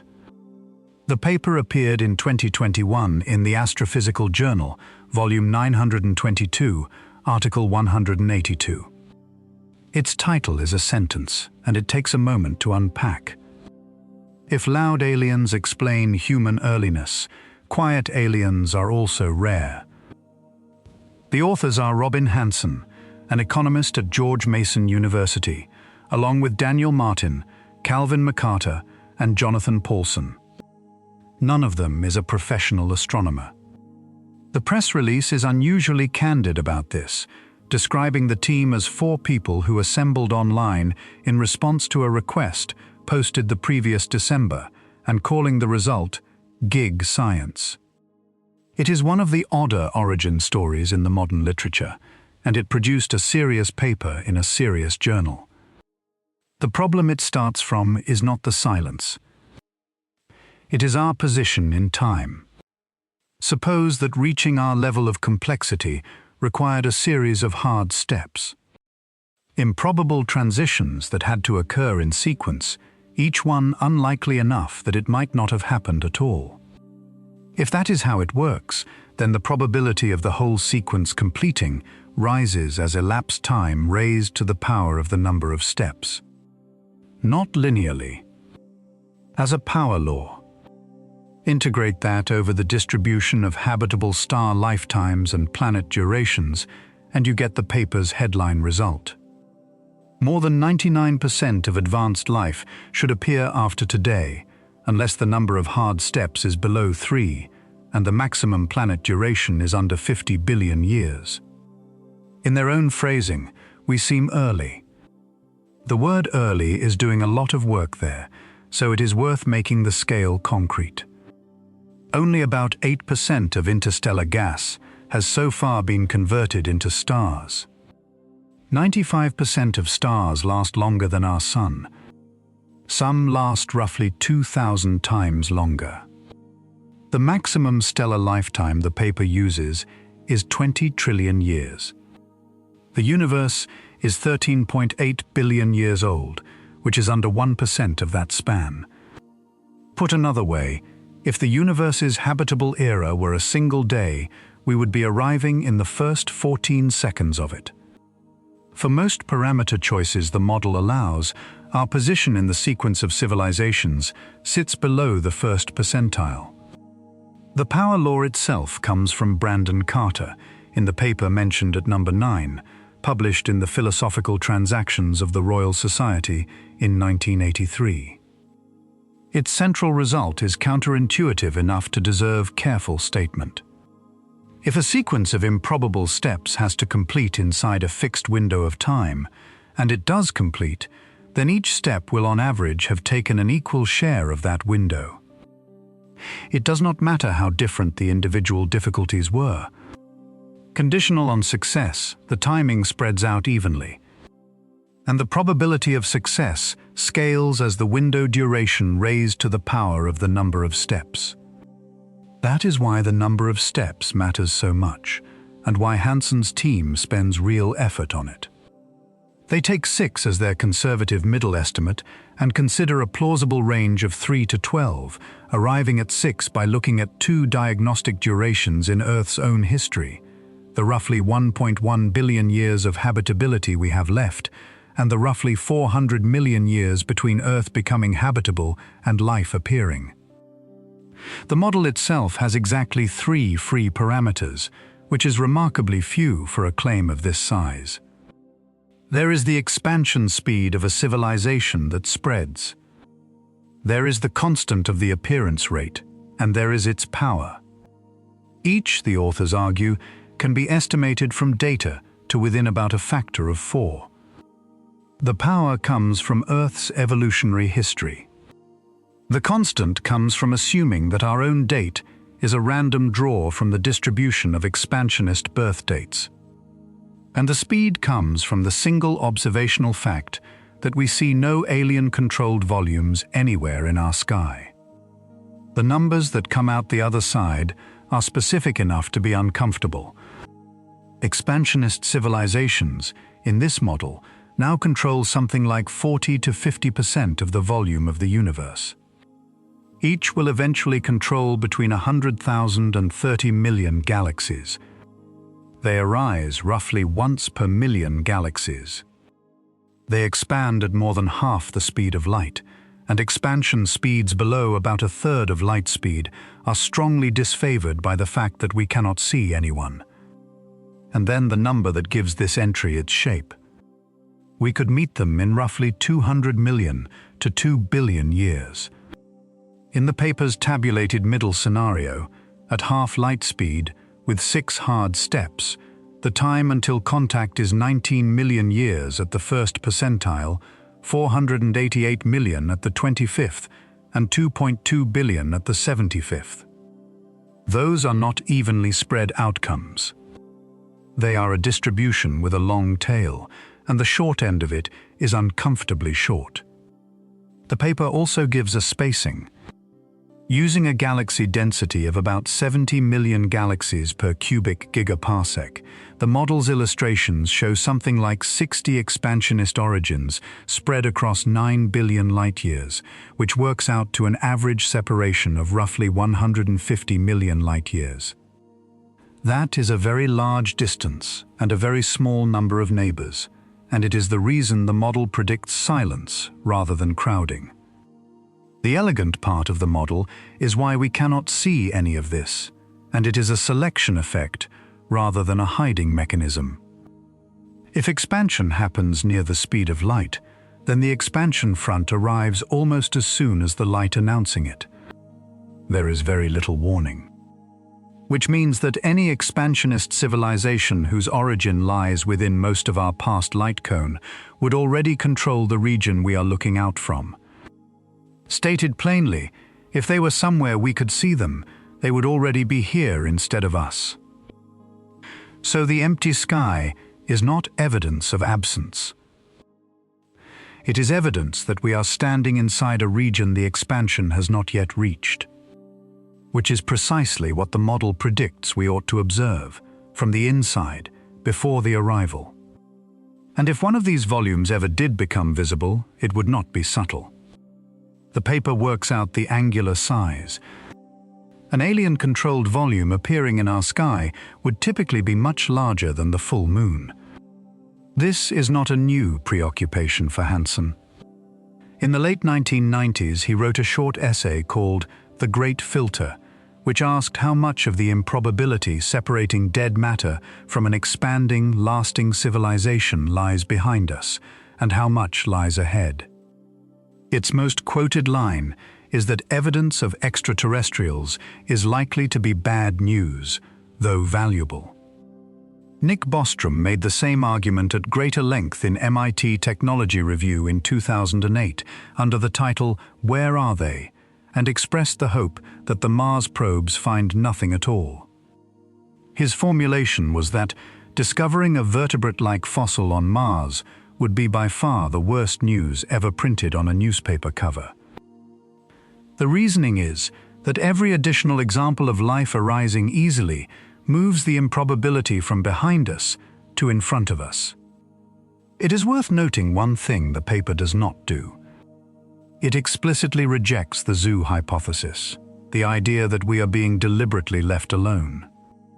And the phrase Fermi paradox never appears in its body text at all, which for a paper about the absence of aliens is a quiet piece of discipline. There is a second half to the paper's title, and it is the half people skip. If loud, expansionist civilizations explain our earliness, then the quiet ones must be genuinely rare. The reasoning is that quiet civilizations do not stop the clock. They do not fill volume, they do not prevent later civilizations from arising, and so they do not explain why we find ourselves at this date. Run the numbers, and the transition probabilities required are severe. To expect even one other civilization to have been active anywhere in our past light cone, the probability of a habitable planet producing one has to fall below about 1 in 1,000. For our own galaxy at any point in its history, below 1 in 10,000. For our galaxy right now, below 1 in 10 million. That is the shape of the argument. Now the criticism, which is substantial and comes from people who take the question seriously. David Kipping at Columbia has made 3 objections. The first is that the hard steps model is assumed rather than established, and everything downstream depends on it. The second is that there is a simpler explanation for our apparent earliness. If red dwarf stars are not habitable in the first place, the enormous future population of habitable worlds disappears, and with it the earliness problem, without needing any expansion fronts at all. The third is methodological. Expansion at near light speed functions as an unfalsifiable escape because there is no experiment that could rule it out even in principle. Hanson's reply to the last point is worth quoting in substance because it is a fair defense. We will not directly test any hypothesis about alien speeds until we see them, at which point a fast speed would be confirmed as easily as a slow one. Kipping's own analysis, published in the Proceedings of the National Academy of Sciences in 2020, is a useful data point on its own. Applying Bayesian methods to the timing of life's appearance on Earth, he found odds of about 2.8 to 1, favoring rapid abiogenesis, meaning life starts easily. But he found odds of roughly 3 to 2 favoring rare intelligence. Life, probably yes. Minds, probably not. In 2025, Kipping and Lewis published a follow-up in the International Journal of Astrobiology, arguing that optimism about detecting civilizations requires the ratio of their birth rate to their death rate to sit inside a narrow window, and naming expansionist models as one of the few ways out of that fine-tuning. Avi Loeb's objection is simpler and more direct. Only about 6% of stars are sun-like, so our apparent earliness may be an artifact of which reference class you choose. And relativistic travel, he notes, requires an energy supply that nobody has demonstrated to be realistic. Charles Lineweaver, whose own work appears later on this list, has made the most general objection to the whole enterprise. Attempting to compute the probability of human-like intelligence elsewhere from our own single lineage, he argues, is like analyzing the evolution of the English language on Earth and then using the timing of the great vowel shift to estimate when it will happen on other planets. There is exactly one sample, and it is the one doing the estimating. On the pessimistic flank, there is a paper that goes considerably further than Hansen. Andrew Snyder Beatty, Anders Sandberg, Eric Drexler, and Michael Bonsall, published "The Timing of Evolutionary Transitions Suggests Intelligent Life is Rare" in the journal Astrobiology in 2021. They model 4 transitions: the origin of life, the origin of eukaryotic cells, the origin of sex, and the origin of intelligence. They use a deliberately uninformative prior over the rates, and they take Earth's remaining habitability as somewhere between 800 million and 1.3 billion years. The result is stark. In a model with 2 transitions, over 90% of the posterior probability sits on rates that would give under a 1% chance of completing the final transition within Earth's lifetime. With 3 transitions, 99%. With 4, only about 3 parts in 10,000 of the posterior allows even a 1% chance. Their stated conclusion is that we may be the only intelligent civilization within the observable universe. One detail in that paper is often missed, and it matters. They deliberately exclude multicellularity from the list of hard steps, because multicellular life is thought to have emerged independently more than 40 separate times. Something that happens 40 times is not a hard step. It is a tendency. And then, in February 2025, the counterattack arrived in Science Advances with 214 references. Daniel Mills, Jennifer McAlady, Adam Frank, and Jason Wright published a reassessment of the hard steps model for the evolution of intelligent life. Note that Adam Frank is one of the 2 authors of the paper at number 10. This subject is a small world. Their central move is that Carter used the wrong clock. Carter assumed Earth's biosphere remains viable until the Sun leaves the main sequence, about 5 billion years from now. That assumption is what makes our appearance at 4.6 billion years look suspiciously late in the window, which is what forces the hard steps. But Earth system modeling now suggests the biosphere ends far sooner, through carbon dioxide starvation or catastrophic warming, somewhere between 1 and 1.9 billion years from now. That puts the habitability limit at roughly 5.6 billion years after Earth formed. We appeared at 4.6. We are about 1 billion years, plus or minus half a billion, from the edge. On that clock, we are not early at all. We are nearly late, and the entire statistical structure that generated the hard steps dissolves. Their alternative mechanism is oxygen, and it is worth going through because it is the most concrete account anybody has of why complexity took so long. Earth's atmosphere passed through 3 regimes. It was effectively anoxic until the Great Oxidation Event between 2.4 and 2.2 billion years ago.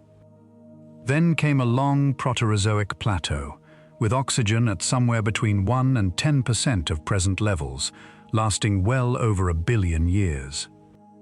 Then the Paleozoic oxygenation, between 420 and 400 million years ago, which brought it to modern values.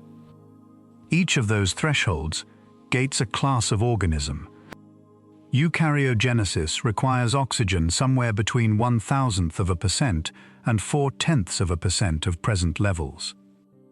Animals require between 0.1% and 1%. Long-term human habitation requires between 53 and 59%. And open-air combustion, which is the absolute prerequisite for any industrial civilization of any kind, requires at least 87.8%. Their summary line is the one to remember. Earth's atmosphere has only been conducive to long-term human habitation for the last 9% of its total history. Not 100%, as Carter assumed. The window opens in sequence. That is the shape of their argument.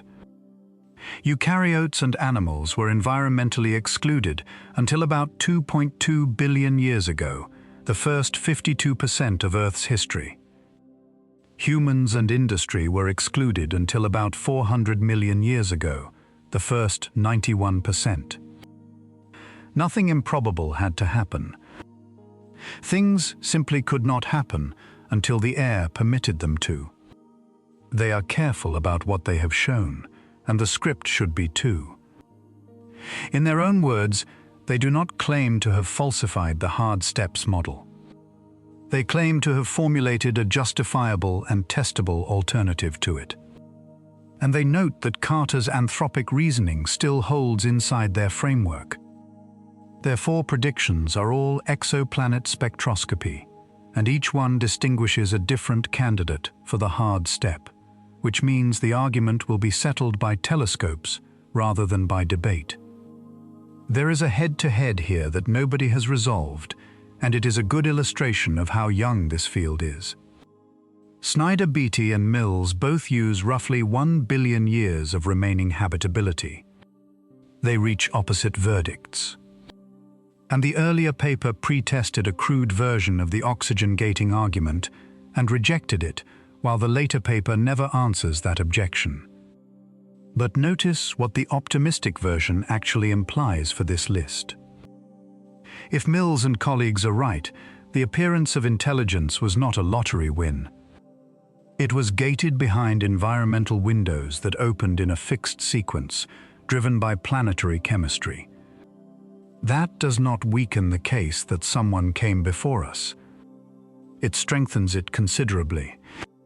Windows that open on one world open on others, and most other worlds started opening them a very long time before this one did.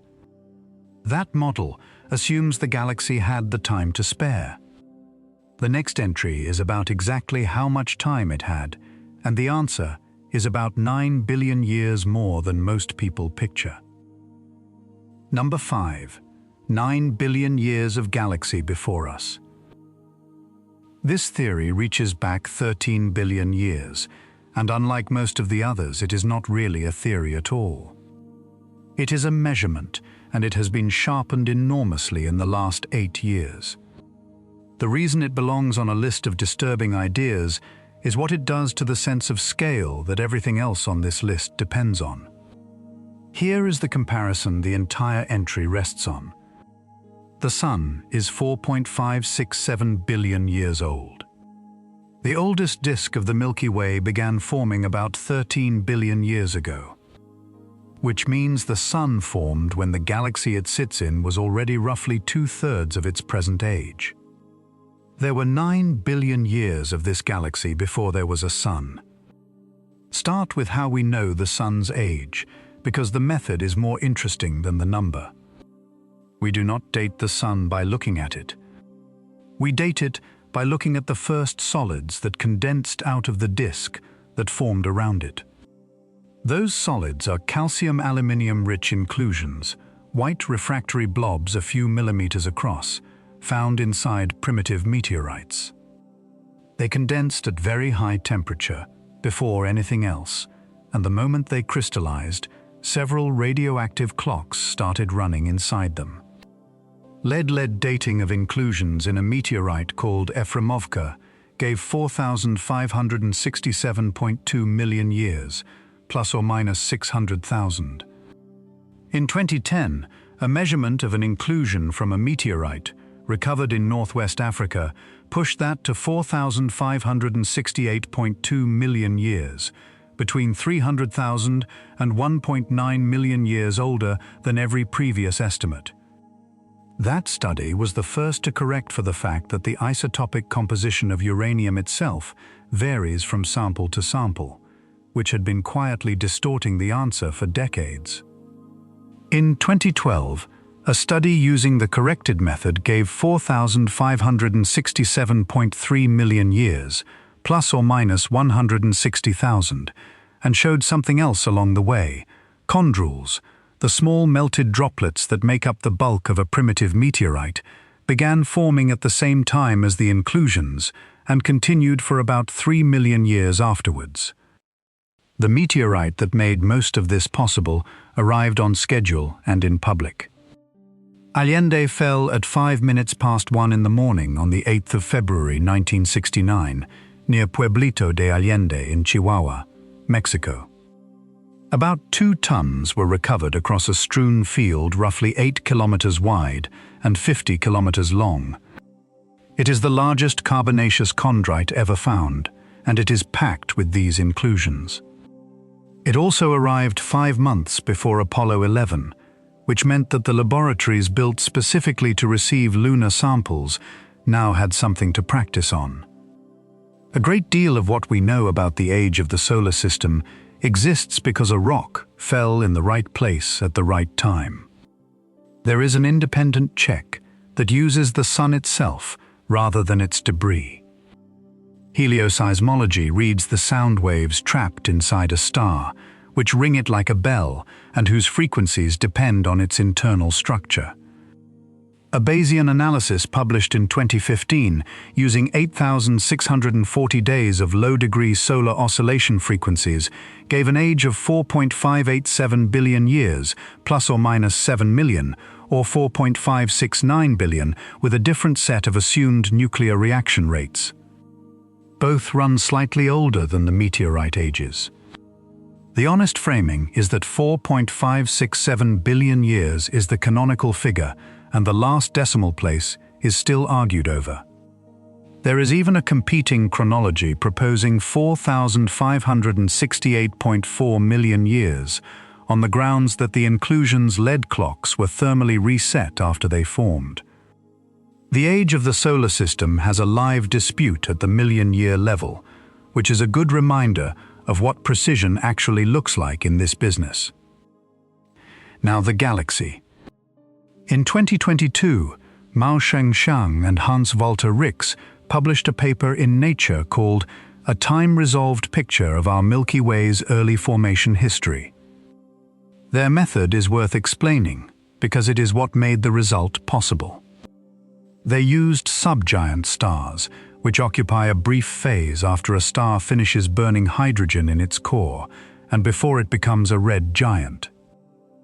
During that phase, a star's luminosity is very nearly a direct readout of its age. Take the luminosity, take the composition, and you have a clock. They assembled roughly 250,000 of them, combining spectra from the Lamost survey in China with astrometry from the European Space Agency's Gaia spacecraft. The median age uncertainty is around 8%, which for individual stars is extraordinary. The result is a galaxy with 2 distinct histories. The age metallicity distribution splits into 2 almost disjoint parts at about 8 billion years. And the old alpha-enhanced thick disk began forming 13 billion years ago, only 800 million years after the Big Bang, roughly 2 billion years before the inner halo finished assembling. Over the following 5 to 6 billion years, that disk enriched itself by a factor of 10 in heavy elements while remaining well mixed. A follow-up in 2024 extended the sample to 320,000 subgiants and gave the surviving ancient disk a name. It formed more than 13 billion years ago with a birth mass of 3.7 billion suns, of which 2.2 billion survive today. Its star formation rate ran at 2 solar masses per year in the first few 100 million years. 6 solar masses per year 13 billion years ago, peaked at 11 around 11 billion years ago, and collapsed about 10 billion years ago. Disk-like geometry persists even at 13.5 billion years, which was not expected. That paper also compared the Milky Way against analog galaxies in a large cosmological simulation, and found that fewer than 1 in 6 retain a disk as thin as ours. Our galaxy had an unusually quiet history. Which matters, because a quiet history is a preserved history. There is a competing set of ages that does not agree with any of this, and the disagreement is instructive. If instead of reading subgiants you read white dwarfs, timing how far they have cooled since they stopped fusing, you get a thin disk of 7.4 to 8.2 billion years, a thick disk of 9.5 to 9.9 billion, and an inner halo of about 12.5 billion. Those numbers are systematically younger than the subgiant and asteroseismic results by 1 to 3 billion years. This is a known tension between chronometers, and it has not been resolved. Two independent clocks, both well understood, both applied carefully to the same galaxy, and they disagree by more than the entire history of complex life on Earth. The geometry carries information too. The old disk's radial extent stays nearly the same regardless of age, at 1 to 3 kiloparsecs of scale length. But its thickness collapses by a factor of 10 as metal content rises, from about 2 kiloparsecs for the most metal-poor stars down to 200 parsecs for stars near solar composition. The galaxy did not grow outward. It settled downward. And the present-day mass of that old alpha-enhanced disk is around 20 billion suns. It was not entirely quiet. In 2018, Amina Helmi and colleagues published a paper in Nature showing that the inner stellar halo is dominated by debris from a single object that was, at the moment it fell in, slightly more massive than the small Magellanic Cloud.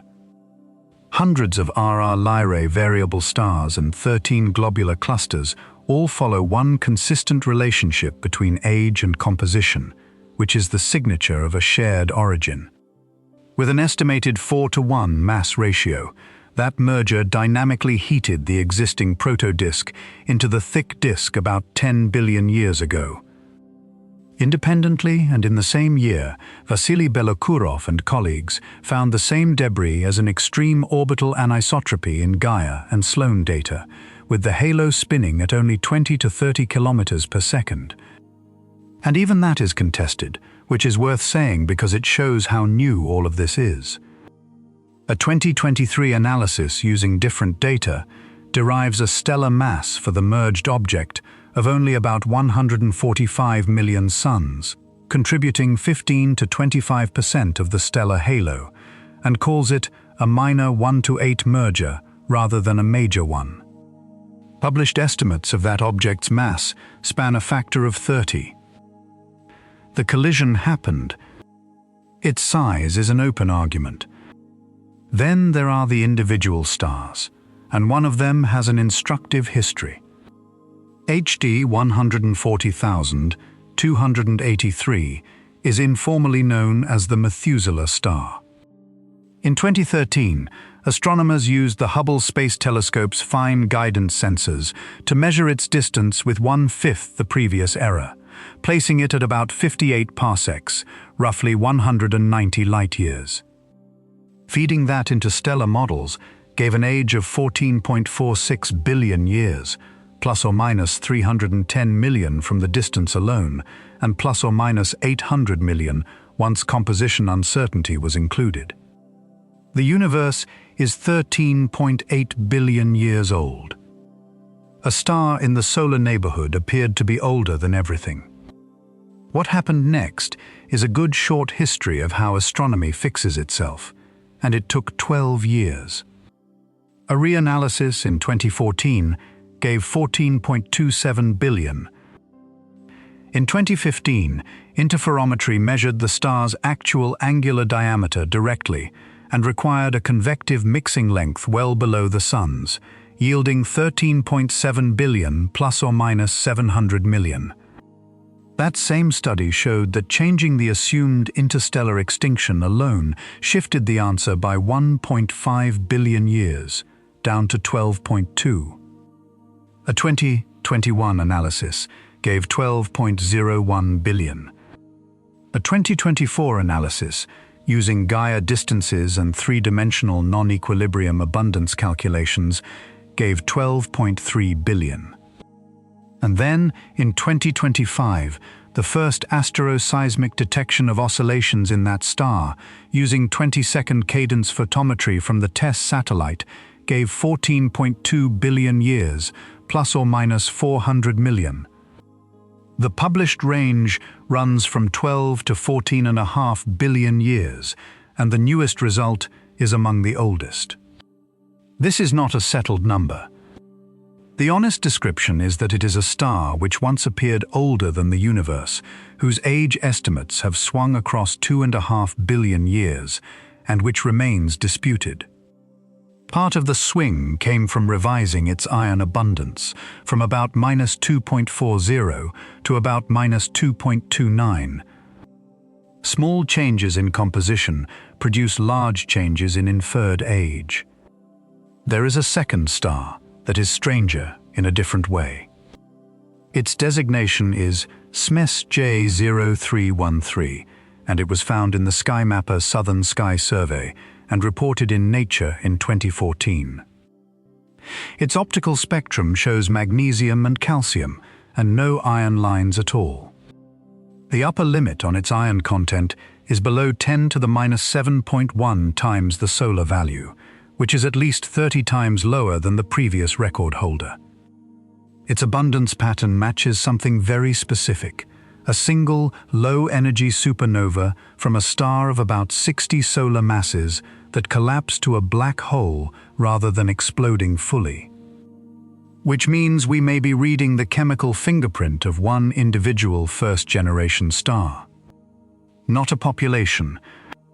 One object, whose material became one other object, which is still burning. And there is a third result that raises a genuinely odd possibility. In 2018, a study found a binary system in which the secondary star has a mass of about 14/100ths of a solar mass, right at the limit below which hydrogen fusion cannot start, orbiting an extremely metal-poor primary every 34.757 days. The significance is this. If a star that small can survive in a system that metal-poor, then low-mass companions could also have survived around the very first generation of stars. Some of the first stars ever to form could still be burning today, unrecognized, sitting in catalogues. In 2024, 2 ancient stellar streams were identified in Gaia data as high-contrast overdensities in orbital energy and angular momentum among bright, metal-poor stars. Each carries at least 10 million solar masses. Both orbit prograde, both lie inside the Sun's orbit, and both are interpreted as fragments of the proto-galaxy that helped build the Milky Way's seed, with quoted ages of 12 to 13 billion years. The paper carries an unresolved tension worth naming. Their orbits say they were accreted from outside, and their chemistry says they formed in place. None of this exists without one spacecraft. The reason the last 8 years have transformed galactic archaeology is that Gaia has measured the positions and motions of nearly 2 billion stars, and everything above is a consequence of that single dataset. Behind all of this sits a generation of stars nobody has ever seen. The first stars, formed from gas containing no elements heavier than lithium, are predicted to have appeared below redshift 30 and to have dominated star formation until redshift 15 to 20. Models suggest they formed in small clusters inside mini-halos, that their masses could have reached several 100,000 suns in extreme cases, and that direct detection is extremely difficult. None has ever been confirmed. Everything we know about them, we know from the chemical residue they left in the stars that came after. That residue is what determines when planets became possible, and it is the thread that runs into the next entry. A theoretical estimate from 2012 places the minimum metal content for building rocky planets near 1/10 of the Sun's. An observational study from 2024 finds a much higher empirical threshold. The gap between those two numbers is nearly 2 orders of magnitude, and it is the single biggest uncertainty in the question of how early worlds could form. For a final piece of orientation, the Sun sits between 8 and 8.5 kiloparsecs from the galactic center, and has completed roughly 20 orbits since it formed. 20 laps in the entire history of this solar system, around a structure that had already been turning for 9 billion years when it started. It is worth pausing here to look back at where the descent has taken us, because the second half of this list moves further and faster than the first. We began in sediment, in a layer a few centimeters thick that will contain everything our species has ever built. We moved to a bias in the record that cannot be corrected from the inside, because we are part of the sample. Then to a second origin of life that may be underfoot and for which no test exists. Then to two neighboring worlds that may have had water before this one of them sealed under 93 atmospheres, and the other holding a sealed core with no ride home. Then to an arithmetic that says we are early and puts an arrival date on the consequence. And now to a galaxy that ran for 9 billion years before our star existed, in which the oldest stars are older than the current best estimate of the universe, and nobody is entirely sure which number to fix. Each step reached further back than the last. The 4 remaining entries reach further still, and the ground under the question changes as they do. Everything so far has been an argument about what could have happened. What comes next is an inventory of what already has, which is where this goes. Every star older than the Sun in this galaxy represents a place where the clock started earlier, and most stars in this galaxy are older than the Sun. There are hundreds of billions of them. We have looked closely at a few thousand. Everything so far has been an argument about what could have existed. The next entry is a list of things that do. Number 4. The old world's already in the catalogue. This theory reaches back 11 to 12.5 billion years, and it is the point on the list where the argument stops being an argument. Everything up to here has been reasoning. What the record cannot show, what the sample cannot include, what our instruments are not built to detect. This entry is different in kind. It is a list of objects with catalogue numbers, orbital periods measured to 6 decimal places, and ages 6 or 7 billion years greater than Earth's. As of the 23rd of August, 2026, the NASA Exoplanet Archive lists 6,336 confirmed exoplanets. 4,676 were found by the transit method, watching a star dim as a planet crosses it. 1,197 by radial velocity, watching a star wobble. 282 by microlensing. 98 by direct imaging. 8 by pulsar timing. 551 of those planets have radii at or below 1¼ Earths. Some of them are very old indeed. Start with the one that holds the record. Kepler 444 was described in 2015 by Tiago Campante and colleagues in the Astrophysical Journal, in a paper titled An Ancient Extrasolar System with 5 sub-Earth-sized planets. They measured the star's age by asteroseismology, reading the oscillation frequencies rippling through its interior, and got 11.2 billion years, plus or minus 1 billion. It is worth explaining what asteroseismology actually is, because it is the reason this number can be trusted. A star is a ball of gas under enormous pressure, and sound waves are constantly being generated in its outer layers by convection.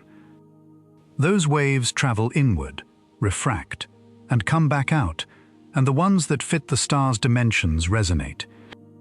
The star rings very quietly at a set of frequencies determined by its internal density structure. Measure those frequencies precisely enough, and you can infer the star's mass, its radius, and how much of its hydrogen it has already converted to helium. That last quantity is an age. It is the closest thing astronomy has to reading a tree ring, and it works on objects hundreds of light years away. Their own sentence is the one worth carrying. Kepler 444 formed when the universe was less than 20% of its current age, making it the oldest known system of terrestrial-size planets. The 5 planets are all smaller than Earth, and their radii increase neatly with distance from the star: 0.403, 0.497, 0.530, 0.546, and 0.741 Earth radii. The measurement precision runs between 2.9 and 5.5%, which means the innermost planet's radius is known to about 100 kilometers. From a distance of 118 light-years, it is worth sitting with what that precision requires. A transit measurement works by watching a star get slightly dimmer as a planet passes in front of it. For a planet 4/10 of Earth's radius, crossing a star smaller than the Sun, the dimming is a few tens of parts per million. That is roughly the difference you would notice if one stadium floodlight out of 30,000 went out, watched from another country, through the atmosphere, and repeated often enough to be sure it was not noise. From that, a radius accurate to about 100 kilometers. For scale, the innermost planet is within 2 standard deviations of the size of Mercury. The next 3 are within 1 or 2 standard deviations of the size of Mars. The outermost sits between Mars and Venus.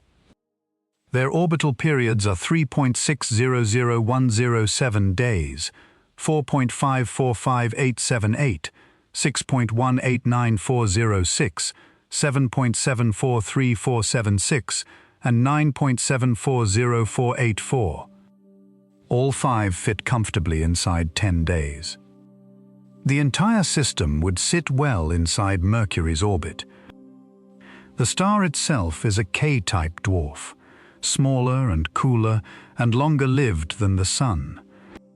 It is iron-poor at about 1/5 of the Sun's iron content, but enhanced in the alpha elements, and kinematically it belongs to the galactic thick disk described in the previous entry. It also holds a record of its own. It is the densest star in which solar-like oscillations have ever been detected. And it is not alone. It is orbited by a tight pair of red dwarfs. That companion pair created a problem which took 8 years to solve, and the solution is a nice illustration of how these systems get pinned down. On the original orbital solution, the binary swung in to within 5 astronomical units of the planet host.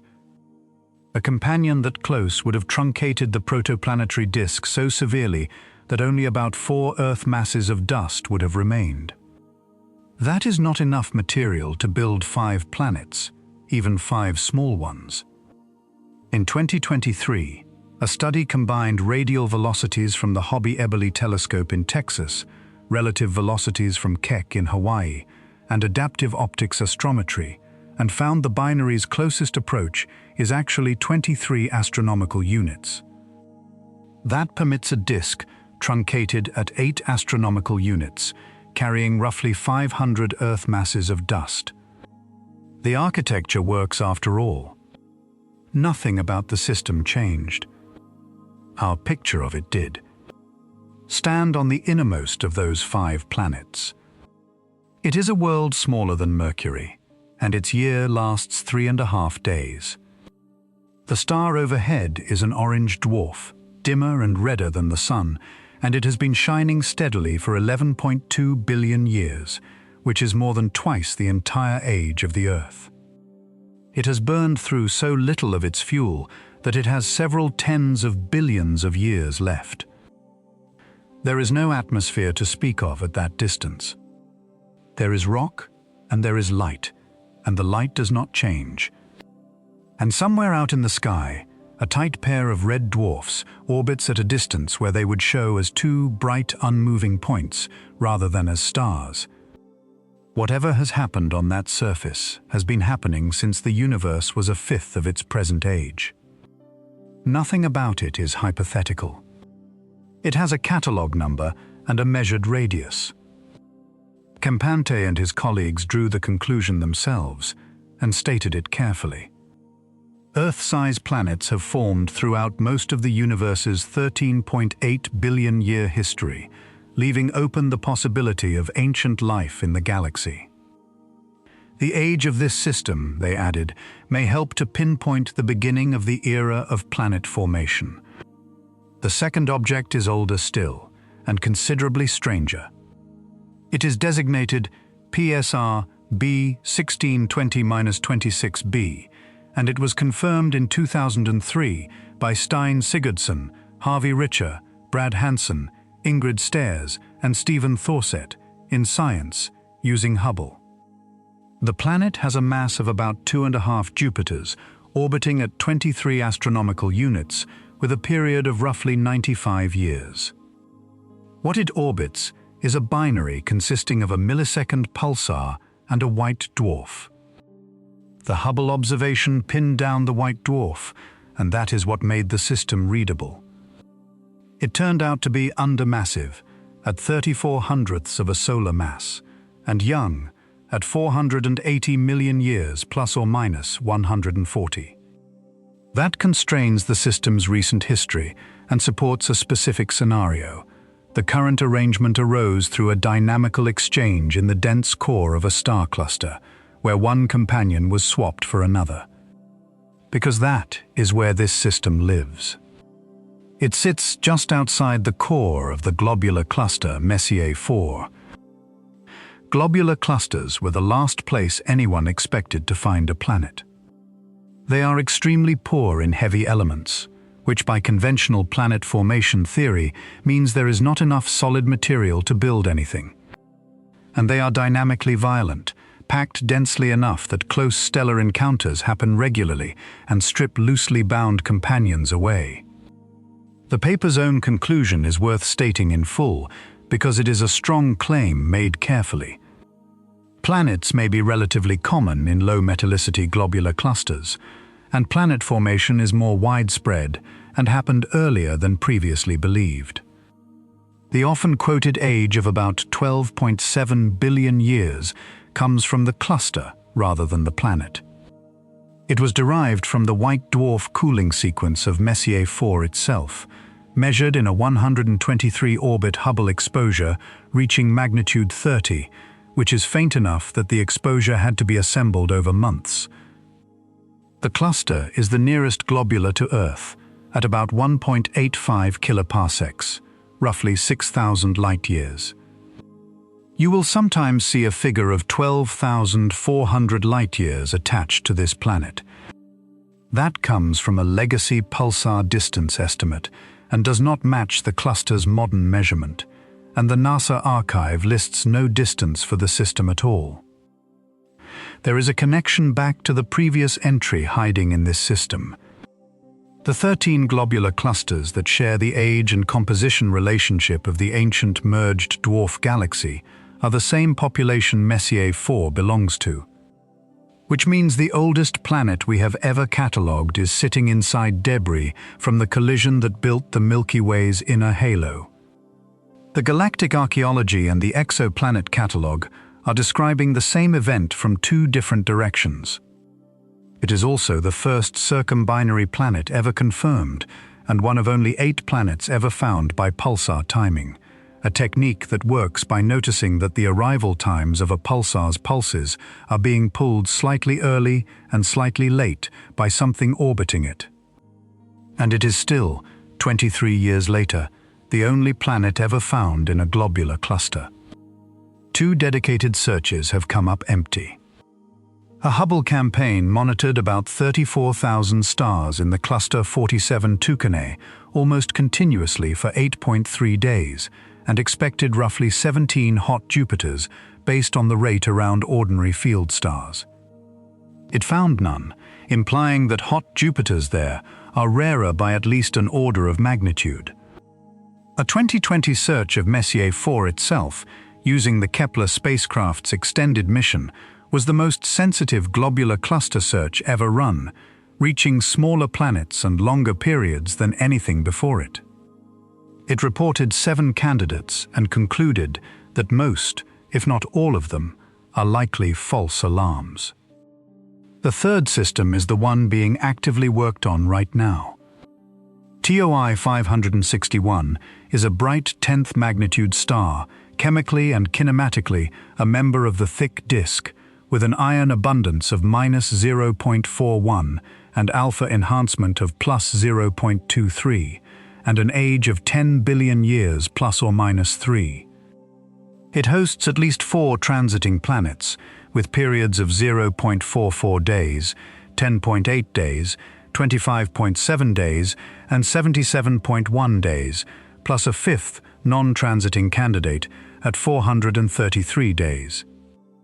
The innermost is an ultra-short period rocky world, and it was the first rocky planet around a thick disk star confirmed by radial velocity.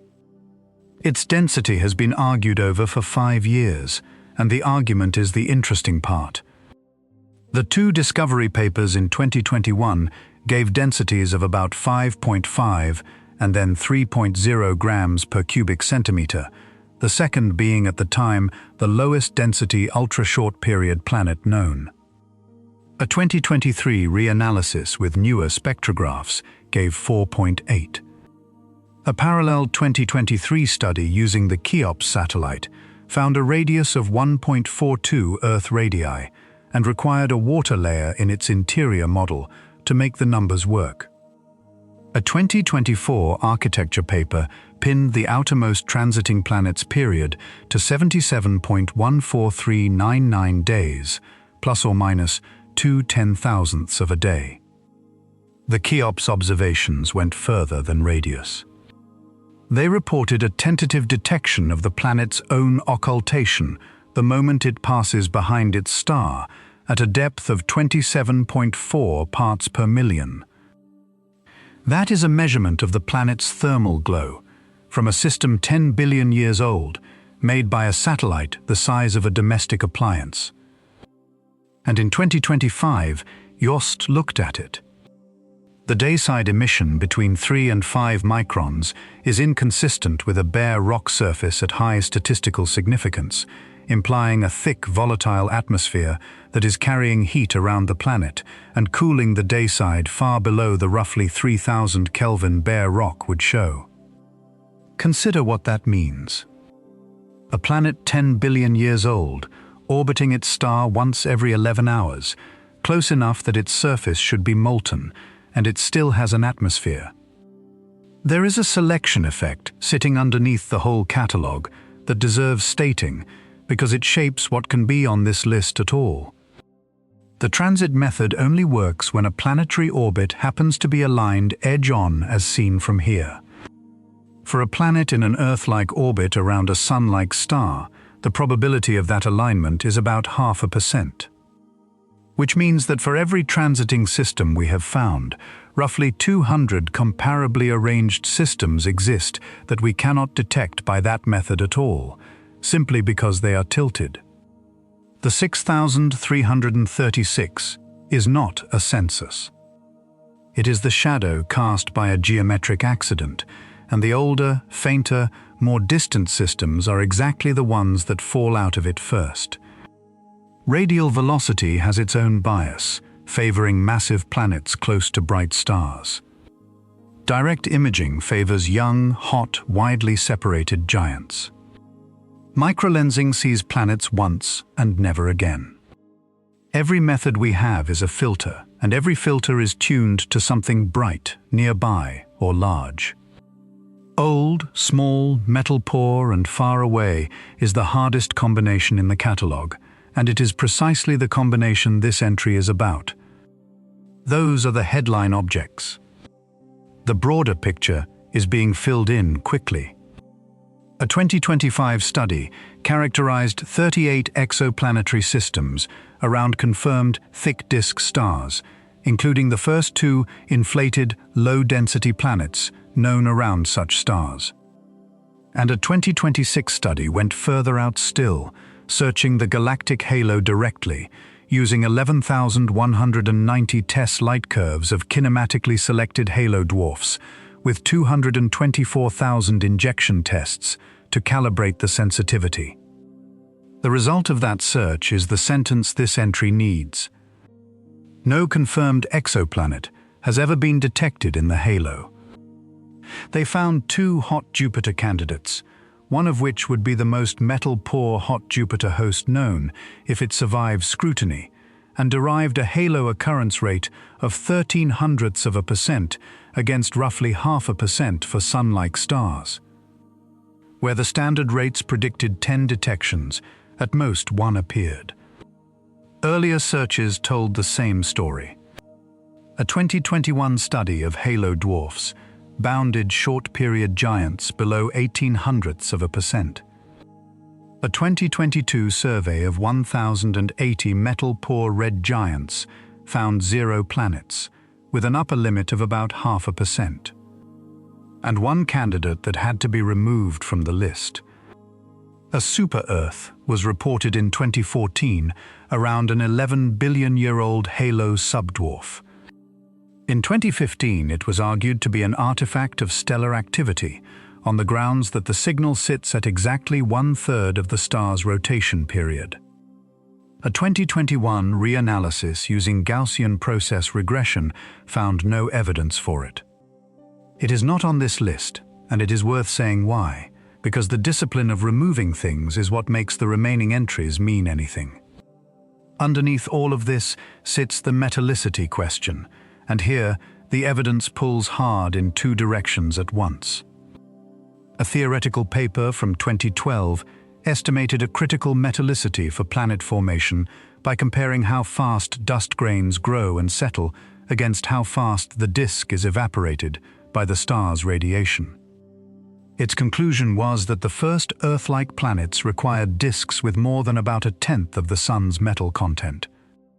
An observational study from 2024 found something far more restrictive. Across roughly 110,000 test stars with measured compositions, including nearly 85,000 metal-poor ones, extrapolating the known trends predicted about 68 super-Earths. 0 were detected.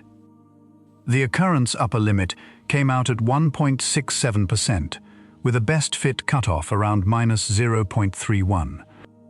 That is nearly 2 orders of magnitude above the theoretical floor, and it implies that stars need at least about 1/3 of the Sun's metal content to build a super-Earth at all. And then a simulation from 2025 pushes hard the other way. Modeling planetesimal formation directly in the debris of the first cosmic explosions, it finds that pair instability supernovae from first-generation stars, ejecting more than 100 solar masses of heavy elements each, enrich collapsing cloud cores past 1/10 of solar metallicity locally. In their simulation, a core collapsing around a star of 7/10 of a solar mass forms several Earth masses of planetesimals between 0.46 and 1.1 astronomical units, 200 million years after the Big Bang. Before the first galaxies, far earlier than anyone had proposed. Both results can be true, and probably are. Close-in rocky planets may be genuinely hard to build in metal-poor conditions, while the first solid material condensed almost immediately in the enriched pockets around the first supernovae. Rare is not the same as absent. And whichever way that argument resolves, 2 objects are standing there as existence proofs. 5 sub-Earth planets that finished forming when the universe was 1/5 its present age. And a gas giant in a globular cluster, in a place where the theory said nothing should have formed at all. Hold 2 facts together for a moment. The planets of Kepler 444 completed their formation 11.2 billion years ago. And we can measure the innermost one's radius to about 100 kilometers. Both of those are true simultaneously. We can read the fine print on something that old, from 118 light-years away, using the shadow it casts. The record is thin. That phrase came up at number 10, describing sedimentation rates and the resolution of rock. Here it means something else entirely. 6,336 planets, against an estimated 100 billion in this galaxy alone. We have catalogued roughly one planet in every 16 million. 6 billion years further out, and the same sentence still applies. Those are the ones we have found. The next entry is about how many there are. 3 separate teams have counted, and they disagree about which end of history we are standing at.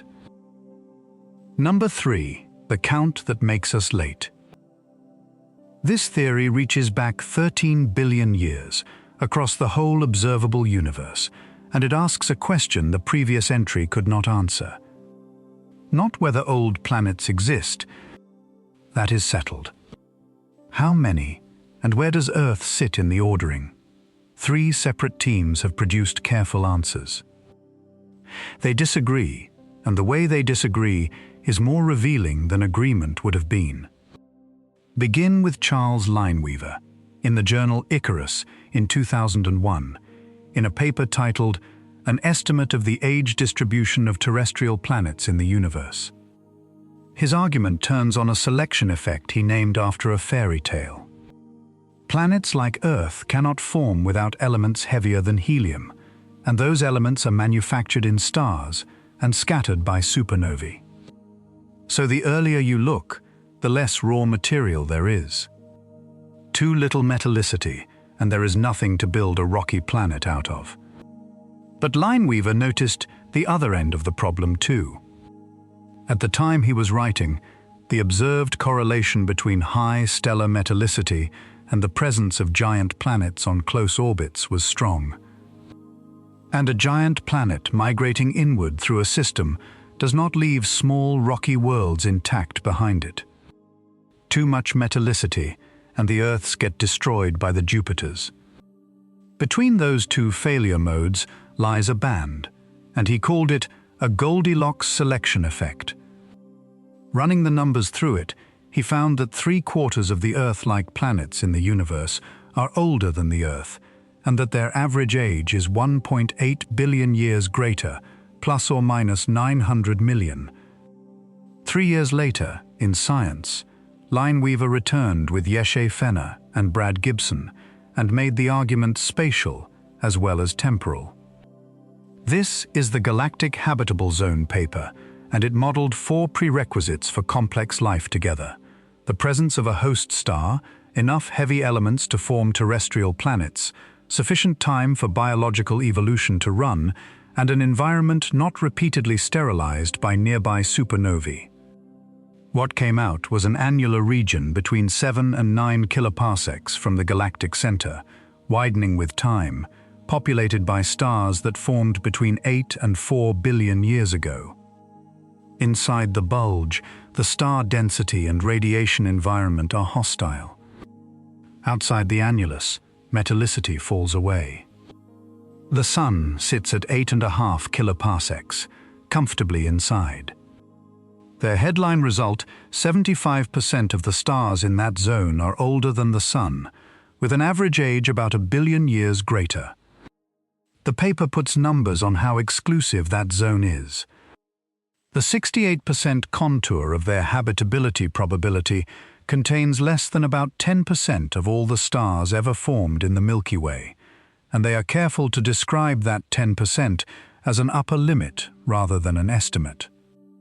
90% of the galaxy's stars, on their model, are in places where complex life either had too little material to work with, too little time, or too much radiation. The radiation term is the one people underestimate. In the inner disk, the supernova exposure a planet would have faced was once about 20 times what Earth has experienced. Their model sets the survival probability to about half at twice Earth's exposure, and to effectively 0 at 4 times it. So the region richest in heavy elements, the region best supplied to build planets, is also the region most likely to sterilize them repeatedly. The habitable zone of a galaxy is not where the material is. It is where the material and the quiet overlap. But there is a paragraph in that paper that almost nobody quotes, and it inverts the conclusion. If you drop the requirement of 4 billion years for complex life to evolve, and ask instead about life of any kind, the answer flips. About 30% of life-harboring stars are older than the Sun, and their average age is 1 billion years younger. The verdict that we are late is entirely contingent on the assumption that minds take 4 billion years. Change that one input and we become early. There is a second thing in that paper worth flagging because it has been overtaken. Lineweaver, Fenner and Gibson explicitly excluded the halo and the thick disk as inhospitable, on the grounds that low metallicity makes terrestrial planets unlikely there. Kepler 444 is a thick disk star. TOI 561 is a thick disk star. The two oldest well-characterized terrestrial planetary systems we have both sit in the population the model wrote off. That is not a criticism of the paper. It is what progress looks like from 22 years away. There is a small textual curiosity in all of this that says something about how science propagates. Lineweaver's own abstract gives his uncertainty as plus or minus 900 million years. Later papers citing him give it as plus or minus 1.9 billion. Somewhere between the original and the citations, a digit moved, and the wider figure has been repeated ever since. It changes nothing about the conclusion. It is simply a reminder that even the numbers on which arguments like this rest are copied by hand, and hands slip. Now the second team. Peter Beruzzi and Molly Peoples, both at the Space Telescope Science Institute, published On the History and Future of Cosmic Planet Formation in the monthly notices of the Royal Astronomical Society in 2015. Their method combined galaxy formation histories derived from Hubble observations of star formation across cosmic time, with planet occurrence rates derived from Kepler. In the Hubble volume, they estimate about 10 to the 20 Earth-like planets, and roughly the same number of giant planets. In our own galaxy, about 1 billion Earth-like planets and 10 billion giants. And they place the solar system precisely. It formed at the median age for existing giant planets in the Milky Way, and after 80% of Earth-like planets already existed. Then comes the sentence that turns the whole result around. If the gas still sitting inside virialized dark matter halos continues to collapse and form stars and planets, the universe will form over 10 times more planets than currently exist. Which implies, in their own wording, at least a 92% chance that we are not the only civilization the universe will ever have. And they note that this conclusion is independent of any argument involving the Drake equation. It is a statement about supply, not about biology. The press framing at the time put it more starkly. When our solar system was born, 4.6 billion years ago, only 8% of the potentially habitable planets that will ever form in the universe existed. The other 92% have yet to be born. Beruzzi's own line was that compared to all the planets that will ever form, the Earth is actually quite early. Now hold on to the distinction, because it is the reason these results look contradictory when they are not. The 80% figure and the 8% figure are in the same paper. They are measured against different denominators. 80% is measured against planets that already exist. 8% is measured against planets that will ever exist. Both are correct. They answer different questions, and the answers point opposite ways. The third team is Eric Zachrisson and colleagues in the Astrophysical Journal in 2016, in a paper called Terrestrial Planets Across Space and Time. Their approach coupled semi-analytic galaxy formation models to planet occurrence rates keyed to both host star mass and metallicity. Their numbers, The mean age of terrestrial planets in the local universe is 7 billion years plus or minus 1 for Sun-like hosts, and 8 billion plus or minus 1 for red dwarfs. On our past light cone, the total inventory is about 10 to the 19 terrestrial planets around Sun-like stars, and about 5 times 10 to the 20 around red dwarfs. Red dwarfs dominate the count at roughly 98%, which is a reminder that the universe's typical planet does not orbit anything resembling our star. And the comparison to us, terrestrial planets around Sun-like stars, are on average about 2.8 billion years older than Earth. The strangest thing in that paper is not temporal at all. It is spatial, and it is a genuinely odd result. About 3/4 of all terrestrial planets are locked up in galaxies dominated by a central spheroid. Roughly half sit in elliptical galaxies, another quarter in early-type disks. Only a minority sit in disk galaxies like the Milky Way. So if Earth had been drawn at random from the cosmological population of terrestrial planets, the most likely outcome would have been to find ourselves in an elliptical galaxy rather than a spiral one. They rate our galaxy type at about 1 chance in 4. Not conspicuously improbable on its own, as they say. But it becomes a slight puzzle once other habitability constraints are stacked on top of it. The median terrestrial planet, on their reckoning, sits in a galaxy containing about 60 billion solar masses of stars. There is one more result in that paper which is quietly disorienting, and it changes how you should read every deep field image you have ever seen. Because light takes time to arrive, we do not see the universe as it is. We see each galaxy as it was when its light departed. Which means the terrestrial planets visible on our past light cone have a mean age of just 1.7 billion years, plus or minus 200 million. The planets we can actually see are young. The planets that exist are old. Those are 2 different populations, and we only ever observe the first one. Every survey of the distant universe is, by construction, a survey of the past, and the past had fewer old worlds in it. They also tested the naive way of doing this calculation, which is to take the Milky Way's planet count and multiply it by the number of galaxies in a deep field. That gives an answer about 20 times too high, because typical galaxies on the light cone average about 4 billion solar masses of stars, and the Milky Way is far larger than typical. The universe is mostly made of small galaxies. So, Lineweaver says 3/4 of Earth-like planets are older than ours. Baruzzi and Peoples say 92% of them have not been born yet. Zachrison says the average is nearly 3 billion years older than us. Each of those is a careful result, and they seem to be in flat contradiction. They are not. They are answers to 3 different questions, and the difference is the denominator. Older than us, out of what exists now. Yet to form, out of everything that will ever exist. Average age, out of the present population. Every one of those denominators is legitimate. Which one you pick determines whether you conclude that we are among the last or among the first.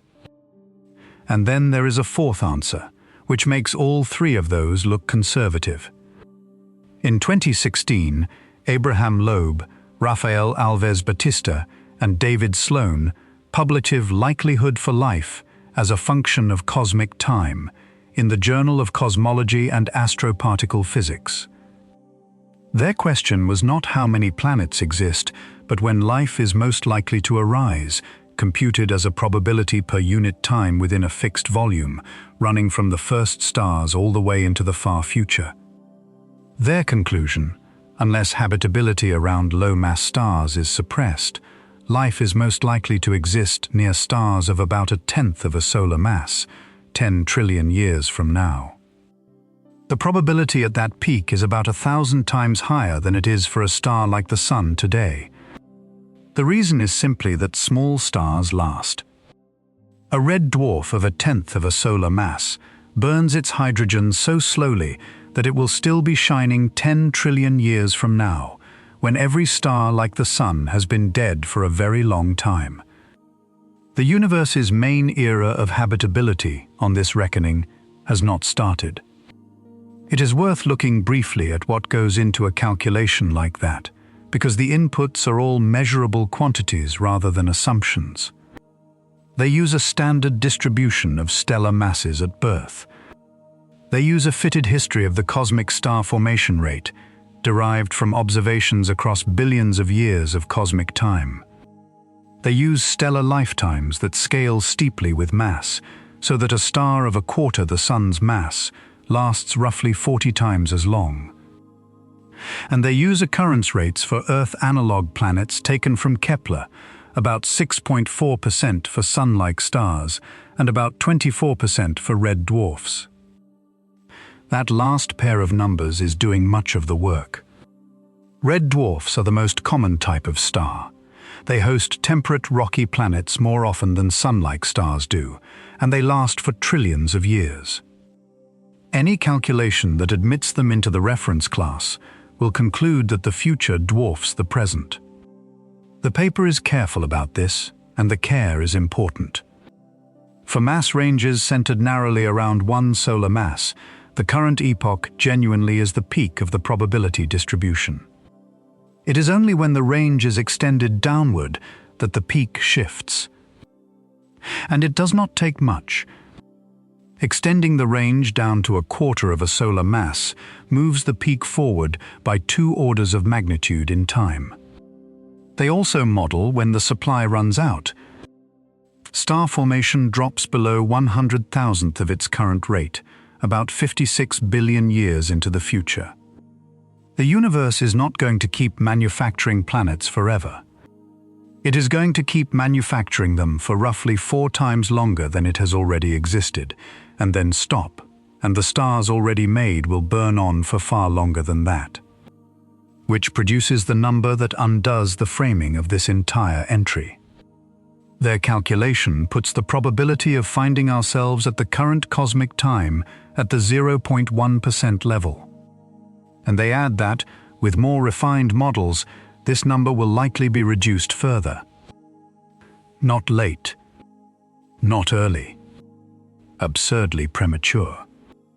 Their escape hatch is worth stating because it is a real physical claim and it can be tested. If we insist that life near a star like the Sun is typical rather than premature, then we are forced to conclude that the environments of low-mass stars are hostile to life. The candidate mechanism is well documented.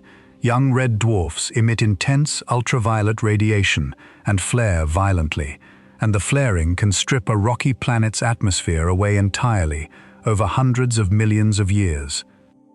Which makes one specific observation decisive. Loeb points at Proxima Centauri, the nearest star to the Sun, a red dwarf of 12/100ths of a solar mass with a planet in its temperate zone. Find evidence of life there, and the suppression argument collapses, and our existence at this cosmic moment sits at 1 chance in 1,000. There are complications on the optimistic side too, and they have been arriving.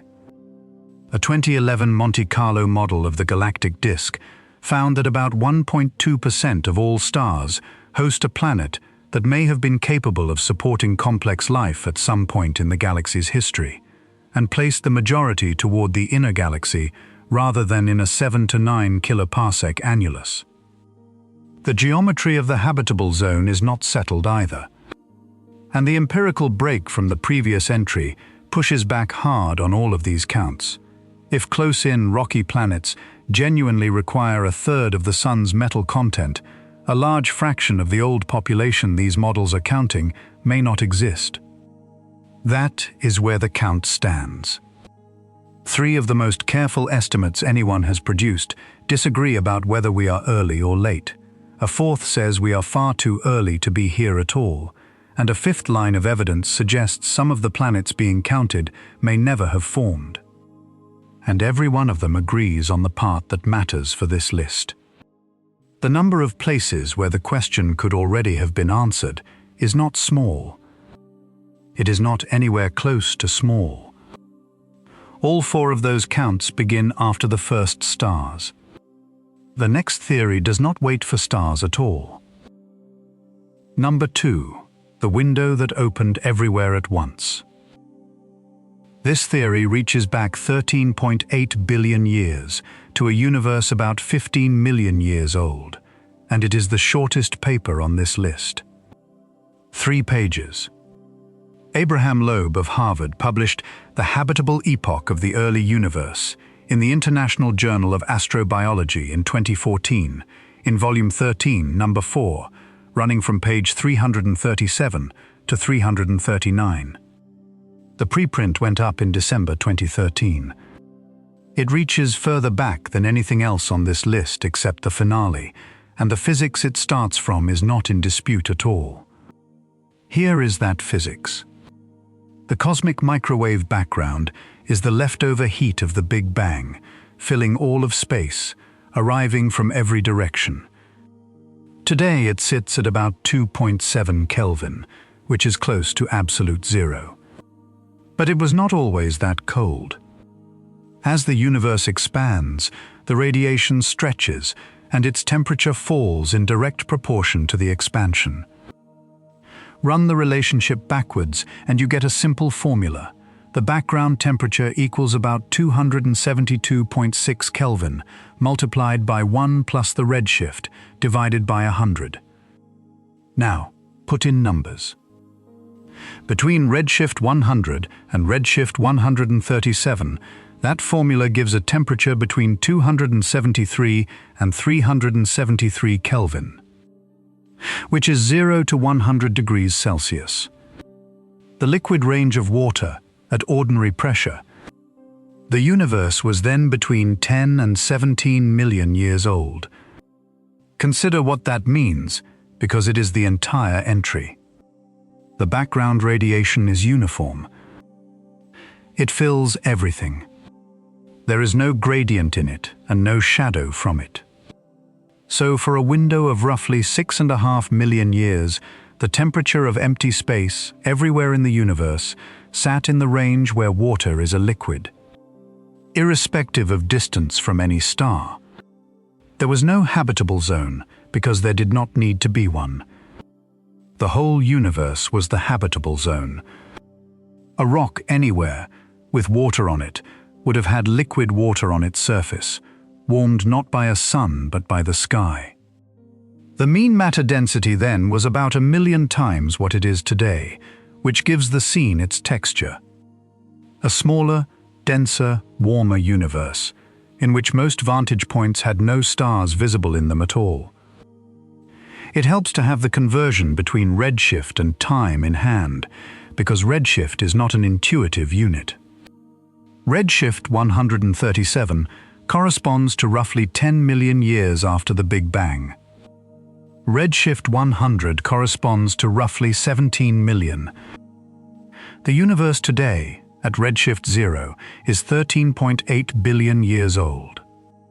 So the entire habitable epoch occupies a sliver near the very beginning, and the numbers describing it look small in a way that is misleading. 6.5 million years is roughly the span between the first hominins and now. It is not a moment.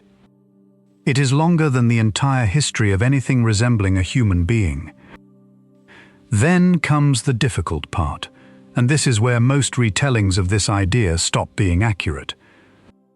For rocky surfaces to exist at all in that window, massive stars must already have formed and died.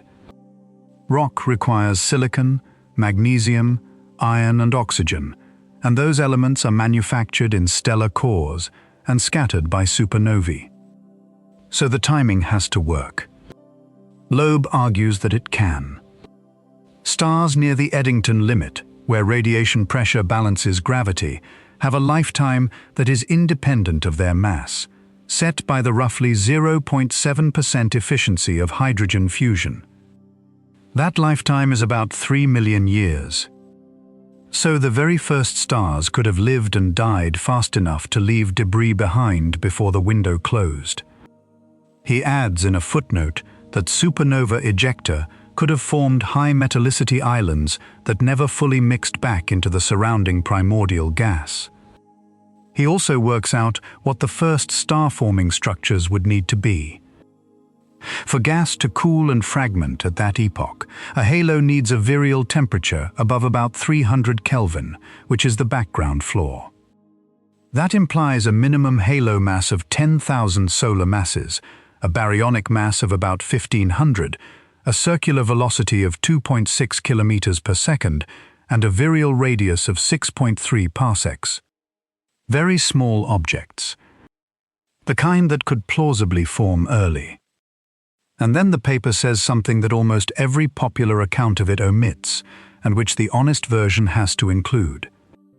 Running the standard cosmological model, Loeb finds that the first star-forming halos on our past light cone turn around at redshift 112 and collapse at redshift 71. Across the entire Hubble volume, collapse comes at redshift 77. His own sentence is unambiguous.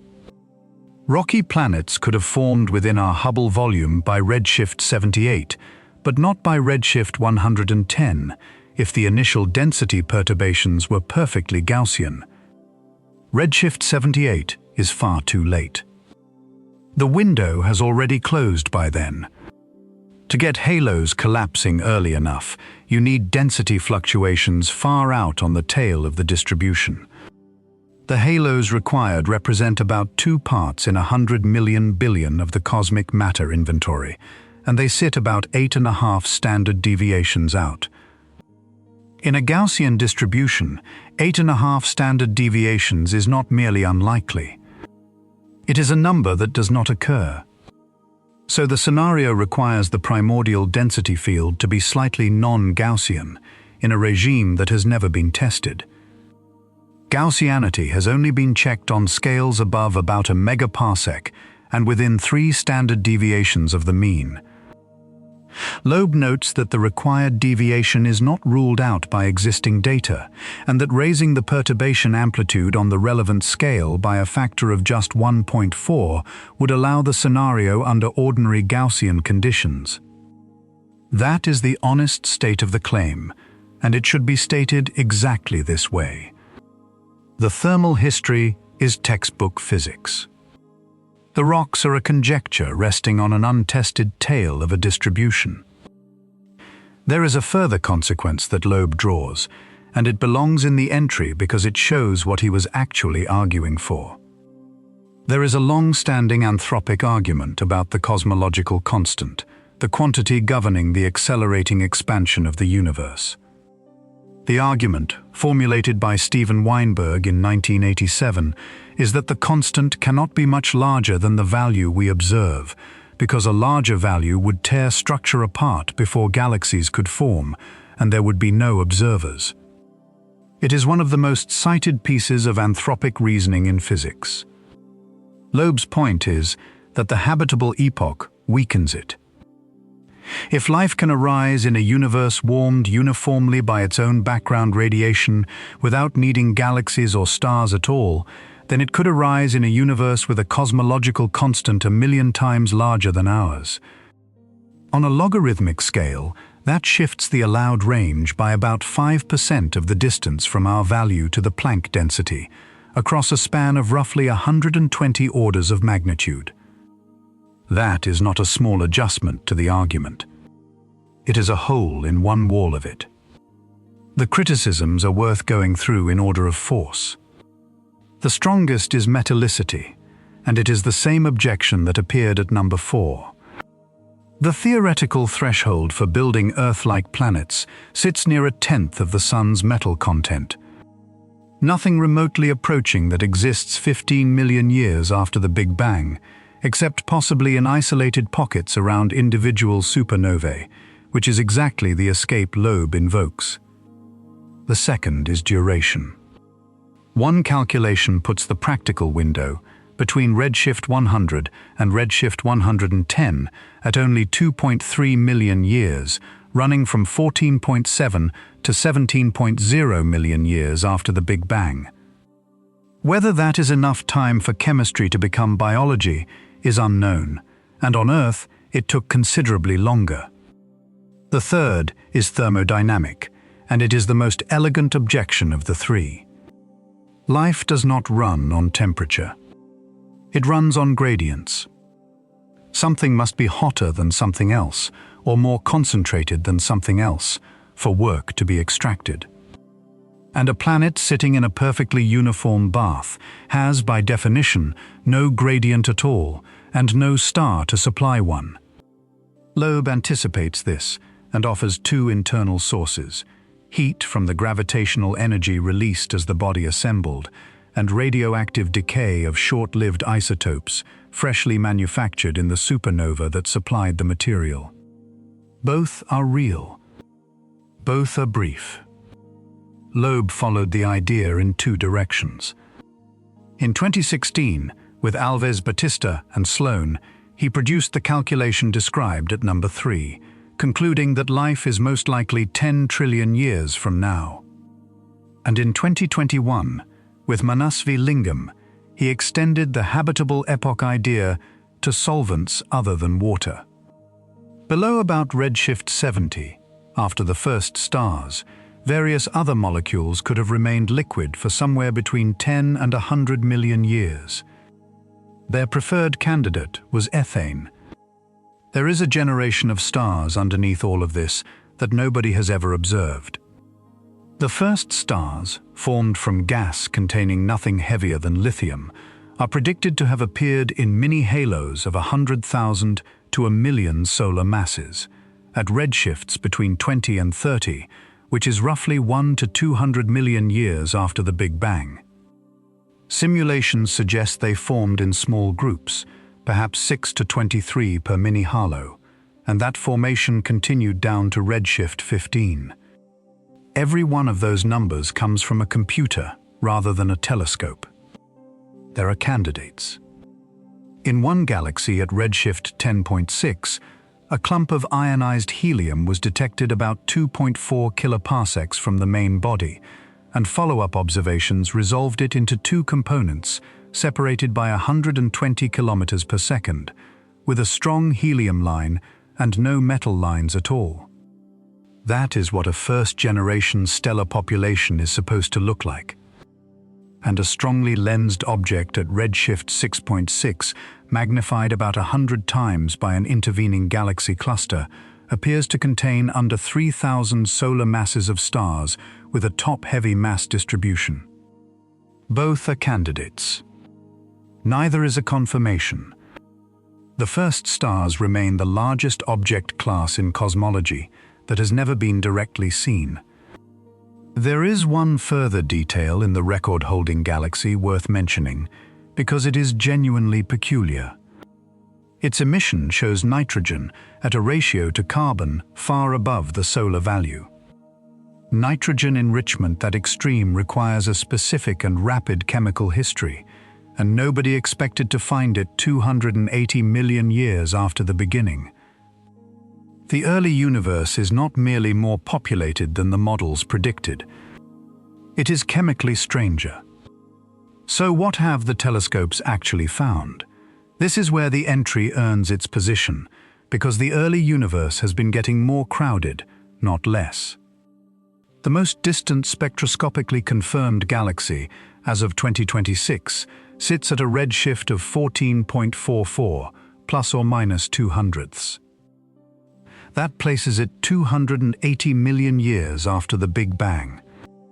It was found in the cosmos field and confirmed by a sharp break in its spectrum, where the intervening hydrogen absorbs everything bluer, together with roughly 3 sigma detections of 5 ultraviolet emission lines. Its effective radius is 74 parsecs, which is small, and its number density is between roughly 80 and 500 times higher than pre-Just models predicted for bright sources at that epoch. The models were not slightly wrong. they were wrong by orders of magnitude. Before it, a galaxy at redshift 14.32, about 290 million years in, confirmed in Nature in 2024. And then something better than a confirmation. The ALMA array in Chile detected ionized oxygen from that galaxy at a wavelength of 88 microns, refining its redshift to 14.1793. Oxygen. Which means generations of massive stars had already formed, burned and exploded, less than 300 million years after the beginning. The universe was manufacturing the raw material of rock and water almost immediately. A third galaxy, at redshift 13.53, roughly 310 million years in, was found in a parallel imaging program in November 2023 and spectroscopically confirmed in January 2026. Its ultraviolet spectrum is blue, but not blue enough to be metal-free, which explicitly rules out a pure first-generation stellar population. Here is how all of that bears on Loeb's claim, stated fairly. Every one of those results points in his direction, and none of them reaches his window. Enriched, luminous galaxies exist far earlier and in far greater numbers than anyone predicted before Just. But 280 million years is still about 20 times later than 10 to 17 million years. And no first-generation star has ever been confirmed anywhere at any redshift. The gap between what the theory needs and what the telescopes have found is closing steadily, and it is closing from one side only.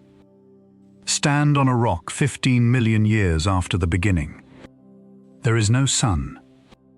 There is no day and no night, because there is nothing to rise or set. The sky is not black. It is a dull, even glow in every direction, top to bottom, horizon to horizon, and it is not decorative. The sky is the heat source. It is at the temperature of a warm afternoon, and it is at that temperature everywhere, at once, throughout the entire universe.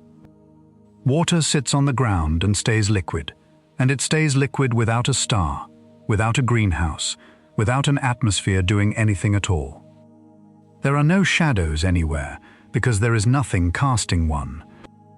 Every surface is lit identically. And then the slow part. Over the next few million years, the glow dims, imperceptibly at first.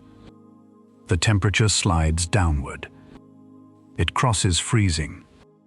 And everything that was liquid stops being liquid, everywhere, simultaneously, and the universe goes dark and cold, and stays that way until the first stars begin to light it from the inside. It is worth making the uniformity concrete, because it is the single most unfamiliar feature of that era. On Earth, the temperature difference between the equator and the poles is a few tens of degrees, and everything about our weather, our oceans, and our climate is driven by that difference. In the habitable epoch, the difference between any 2 points in the universe was, for practical purposes, 0. Nothing flowed anywhere, because there was nowhere warmer or colder to flow towards. A universe at a single temperature is a universe with no weather, no currents, no seasons, and no engine. That is the objection at the heart of the thermodynamic criticism, and it is also what makes the picture so difficult to hold in mind. The window opens in sequence. That was the shape of the argument at number 6, describing Earth's oxygen thresholds unlocking eukaryotes, then animals, then humans, then fire, across 4 billion years of planetary chemistry. This window did not open in sequence anywhere. It opened everywhere at the same instant, and it closed everywhere at the same instant, and in 13.8 billion years it has never reopened. For about 6 million years, the sky itself was room temperature. If there was anywhere at all to stand, the conditions for liquid water were not rare, and they were not lucky. They were universal. And they have not been universal since. There is one theory left. It does not stop at the beginning of this universe, because it does not treat the beginning as the beginning. Number 1. Before the beginning. This is the last entry, and it reaches back past the beginning of this universe. Before anything else, it needs a warning label, and the warning is the honest part. In its strong form, this theory is not testable. It is here because it is the furthest that any published physics reaches, and because the reason it cannot be tested is itself worth understanding. Everything that follows is real, peer-reviewed work by serious people. Some of it is established. Some of it is contested technical territory that has been unresolved for 36 years. And some of it is speculation that its own authors label as speculation. The script will say which is which as we go. Start with the part that is not in doubt at all. In 1987, Edward Fahey and Alan Guth, both at the Massachusetts Institute of Technology, published a paper in Physics Letters B titled "An Obstacle to Creating a Universe in the Laboratory." Guth is the physicist who proposed cosmic inflation, so this is not a fringe author writing about a fringe subject. It is the person who worked out how our universe expanded, asking whether the process could be started deliberately. The result is a theorem, and theorems are exact. Any spherically symmetric bubble of false vacuum that forms in asymptotically flat space and grows beyond a certain critical size must have emerged from an initial singularity. That holds provided the energy and momentum in the region obey a standard condition which is satisfied classically by essentially all known forms of matter. Their own conclusion, in the paper's final sentence, the requirement of an initial singularity appears to be an insurmountable obstacle to the creation of an inflationary universe in the laboratory. You cannot build a universe out of ordinary material, because to get one, you would first have to manufacture a singularity, and a singularity is not something you can assemble. But read the theorem carefully and notice where the escape route sits. It is written into the hypothesis. The result holds if the null energy condition holds. No classical matter is known to violate it. The theorem does not say that universe creation is impossible. It says it is impossible using matter that behaves the way all the matter we know behaves. 3 years later, the same authors went looking for a way around their own result. In 1990, Fahey, Guth, and Jamal Guven published a paper in Nuclear Physics B with a title that is again a question. Is it possible to create a universe in the laboratory by quantum tunneling? The paper runs to 73 pages. The proposal is this. Start with a bubble of false vacuum, small enough that no singularity is required to make it. Classically, that bubble expands to some maximum radius and then collapses back. Nothing happens. But quantum mechanics permits tunneling through classically forbidden configurations. So perhaps the small bubble could tunnel to a larger bubble of the same mass, one large enough to be on the inflating side of the critical size, which would then evolve into a new universe entirely by ordinary classical physics. They attempted the calculation 2 different ways, and both ways ran into trouble. The canonical approach turned out to have flaws they attribute to their own choice of how to slice space-time into moments. The path integral approach produced a solution that is not a manifold at all, which in this context means the mathematical object describing the transition has a structure that standard geometry does not accommodate. They had to define a new object, which they call a pseudo-manifold, and specify by hand how to compute its action. Their own verbs are the tell. They conjecture that the tunneling probability can be approximated using that action, and they say this leads to a plausible result. Conjecture and plausible. Those are not the words of people who have settled something. At Texas in the same year, Willy Fischler Daniel Morgan and Joseph Polchinski published two papers approaching the same problem from a different direction, using a Lorentzian Hamiltonian formalism rather than a Euclidean path integral. This pair of results is very commonly reported as a contradiction of the first, and it is not. They agreed that a small false vacuum bubble can tunnel to the critical size for inflation. The disagreement was about method and about what the resulting geometry contains. Their version requires that the spacetime include a black hole singularity joining the parent region to the new universe. It requires topology change, meaning the shape of spacetime itself has to alter in a way that classical general relativity does not permit. They found that the Euclidean bounce has a degenerate structure, which is the same pathology the other group encountered, approached from the opposite side. And they concluded that a widely used proposal for the wave function of the universe is inconsistent. 36 years later, none of that has been resolved, and it cannot be, because resolving it would require an accepted quantum theory of gravity, and there isn't one. This is not a case of a question being ignored. It is a case of a question sitting at exactly the point where our two best theories fail to speak to each other. The physics underneath all of this begins earlier, in 1980, with Sidney Coleman and Frank DeLucia's work on gravitational effects in vacuum decay. That paper established how a region of space in a metastable state can tunnel to a lower one, nucleating a bubble whose wall then accelerates outward. Everything else in this entry is built on that foundation, and it is standard theoretical physics taught to graduate students. Then, in 1987, Stephen Blau, Eduardo Gwendelman, and Alan Guth published a detailed treatment of how such bubbles actually behave once gravity is included. Their contribution was to use coordinates that follow the full geometry rather than failing at the boundary, and it is where the wormhole picture first becomes clear. Now the number that makes it concrete, because abstraction is easy to dismiss and a figure is not. In 2006, Stefano Ansoldi and Eduardo Gwendelman published a review called Child Universes in the Laboratory. Working at a grand unified energy scale, they estimate that a universe could emerge from a classical bubble which starts at very small size and carries a mass on the order of 10 kilograms.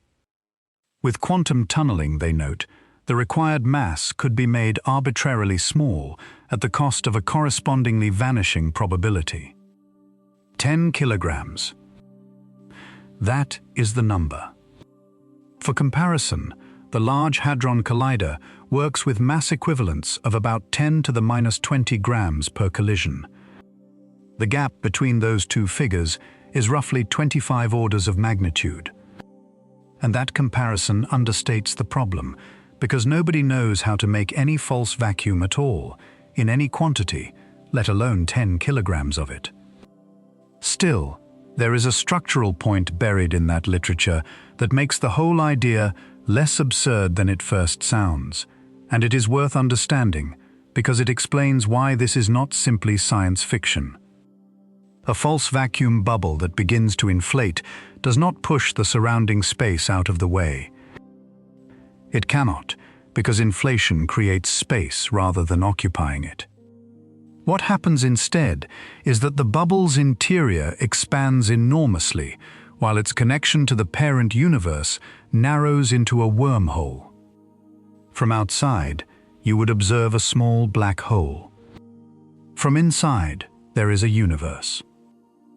The parent universe loses 10 kilograms of mass and gains nothing else, and everything that follows inside the new region is causally disconnected from the place it started. Which is why the idea, if it worked, would leave no trace. Not a faint trace. None at all. The published roots around the singularity theorem are real papers with real titles. Topological inflation, in which a particular field configuration or a magnetic monopole of sufficient charge allows bubbles starting from zero radius to inflate, trading the mass requirement for a charge requirement.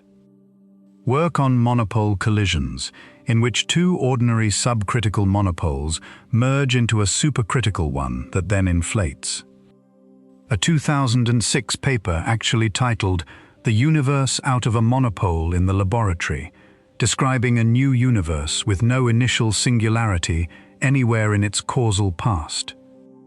And work on shell stabilization, showing that in a lower dimensional example, the tunneling barrier can be made arbitrarily small. Now take the step that puts an intelligence in the picture, and note carefully that this is where the physics ends and the speculation begins. In September 1995, Edward Harrison published a paper in the Quarterly Journal of the Royal Astronomical Society titled "The Natural Selection of Universes Containing Intelligent Life." Harrison was a well-regarded cosmologist and the author of a standard textbook. His argument runs as follows. Our universe was made by intelligence in a prior universe, whose physical constants were already suitable for life, and which was therefore essentially like this one. Intelligent beings, given enough time, acquire both the understanding required to design a universe and the technology required to build one. He suggests, without embarrassment, that this could include our own descendants in the far future. Universes fit for life produce intelligence. Intelligence produces further universes. Universes unfit for inhabitation cannot reproduce, and so they are not represented among the universes that exist.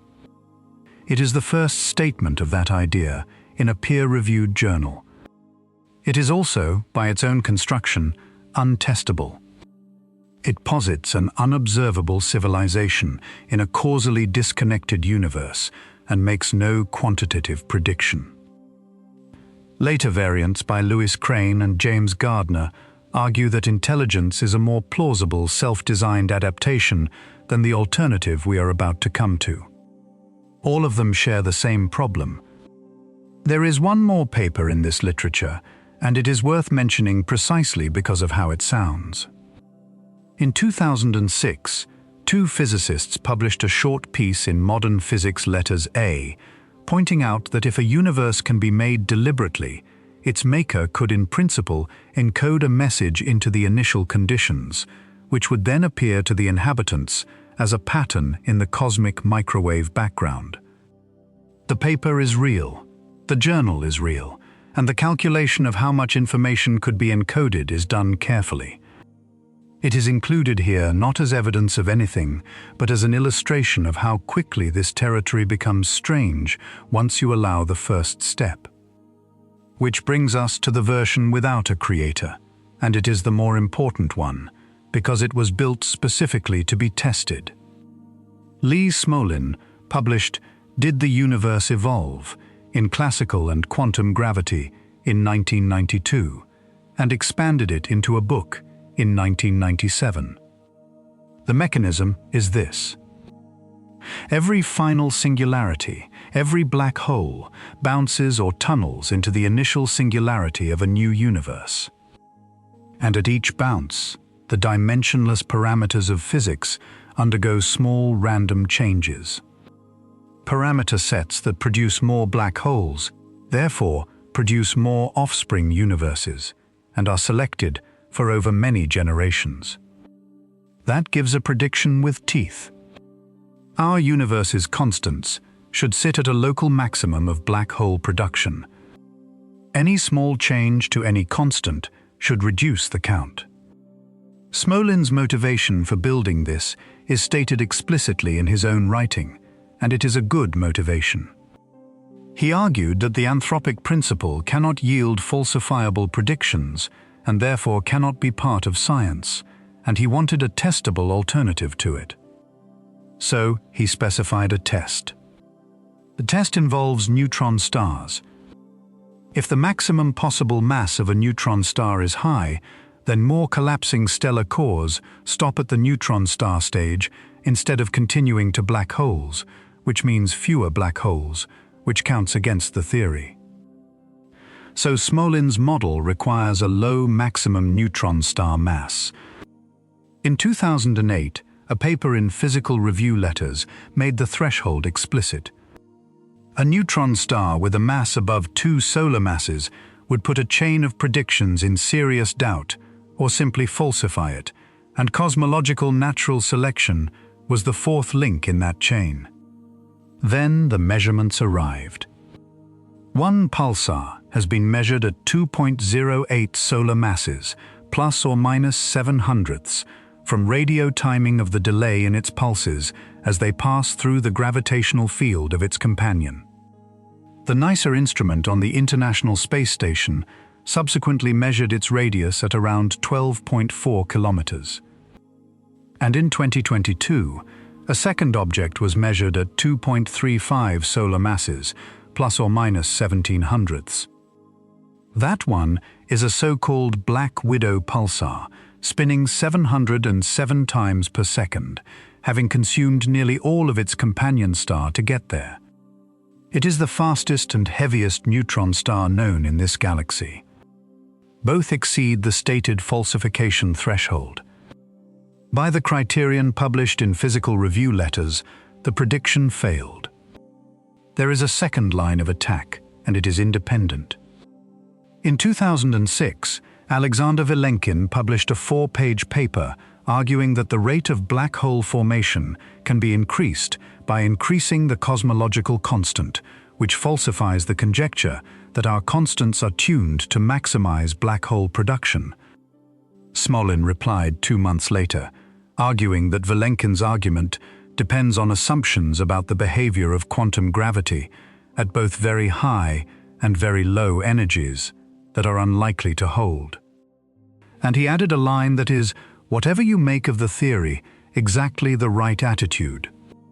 The theory remains unfalsified, he wrote, but it is very vulnerable to falsification by current observations, which shows that it is a scientific theory.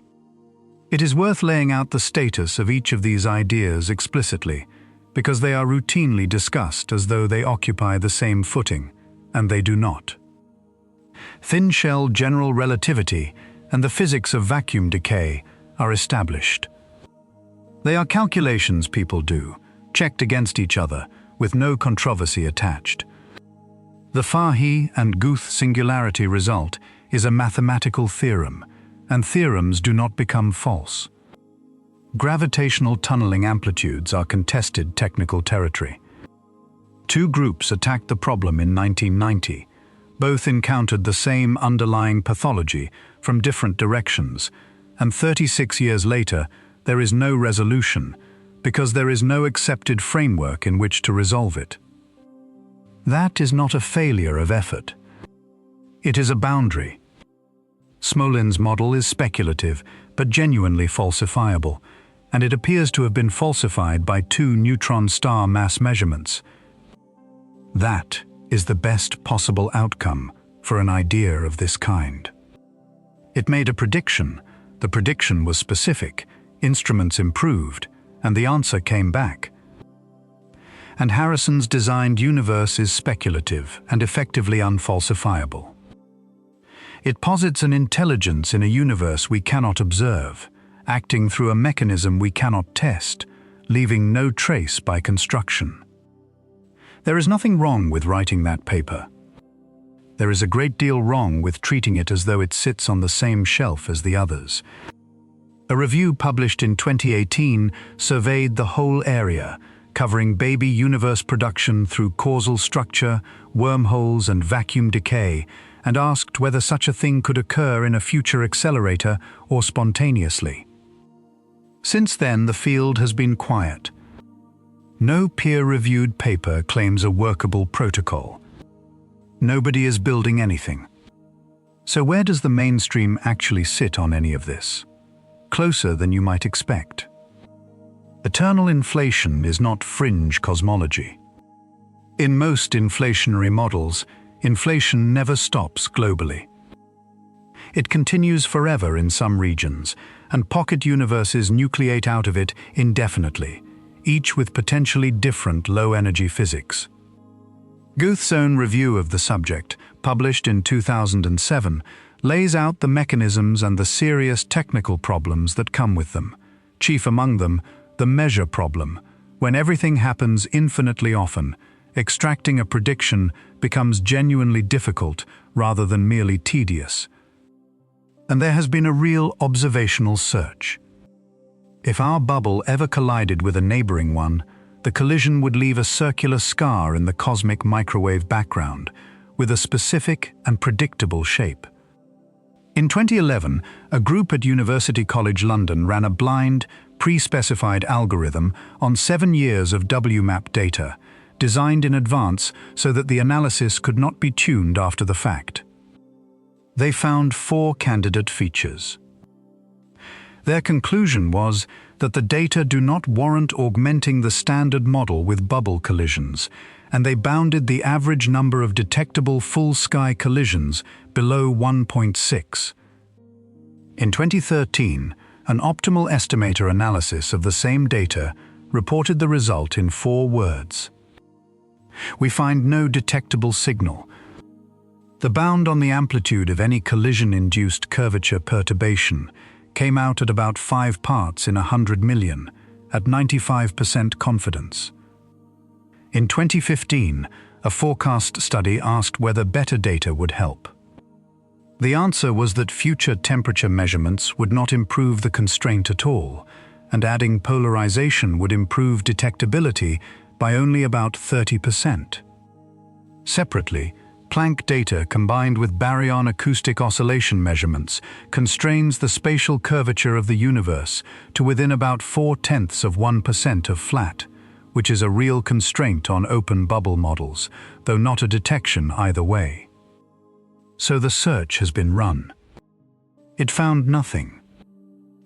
And that is worth saying clearly, because it is the only entry on this list where anyone has actually looked. Which brings us to the end of the descent, and it is worth walking back up it, because the shape only becomes visible from here. We began in sediment, with a paper arguing that 300 years of industry sits below the resolution of the rock record, and that the 2 isotopes which would settle the question have never been searched for. We went to a bias in the record that cannot be corrected from the inside, because the events severe enough to matter are the events that remove the people doing the counting.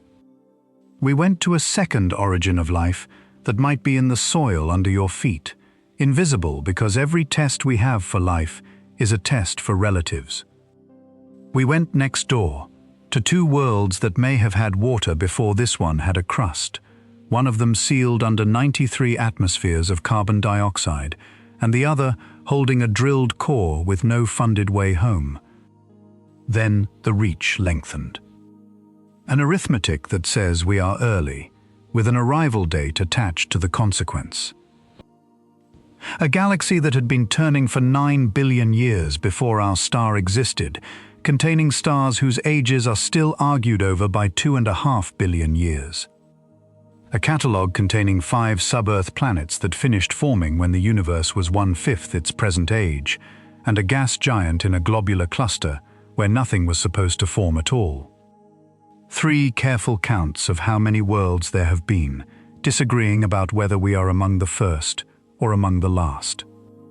A window 15 million years after the beginning, when the sky itself was room temperature everywhere at once. And finally, a body of physics saying that making a universe requires 10 kilograms of something nobody knows how to produce, and a theorem whose escape route is written into its own hypothesis. 10 theories. 10 different distances into the past. Every one of them published, argued over, and left open.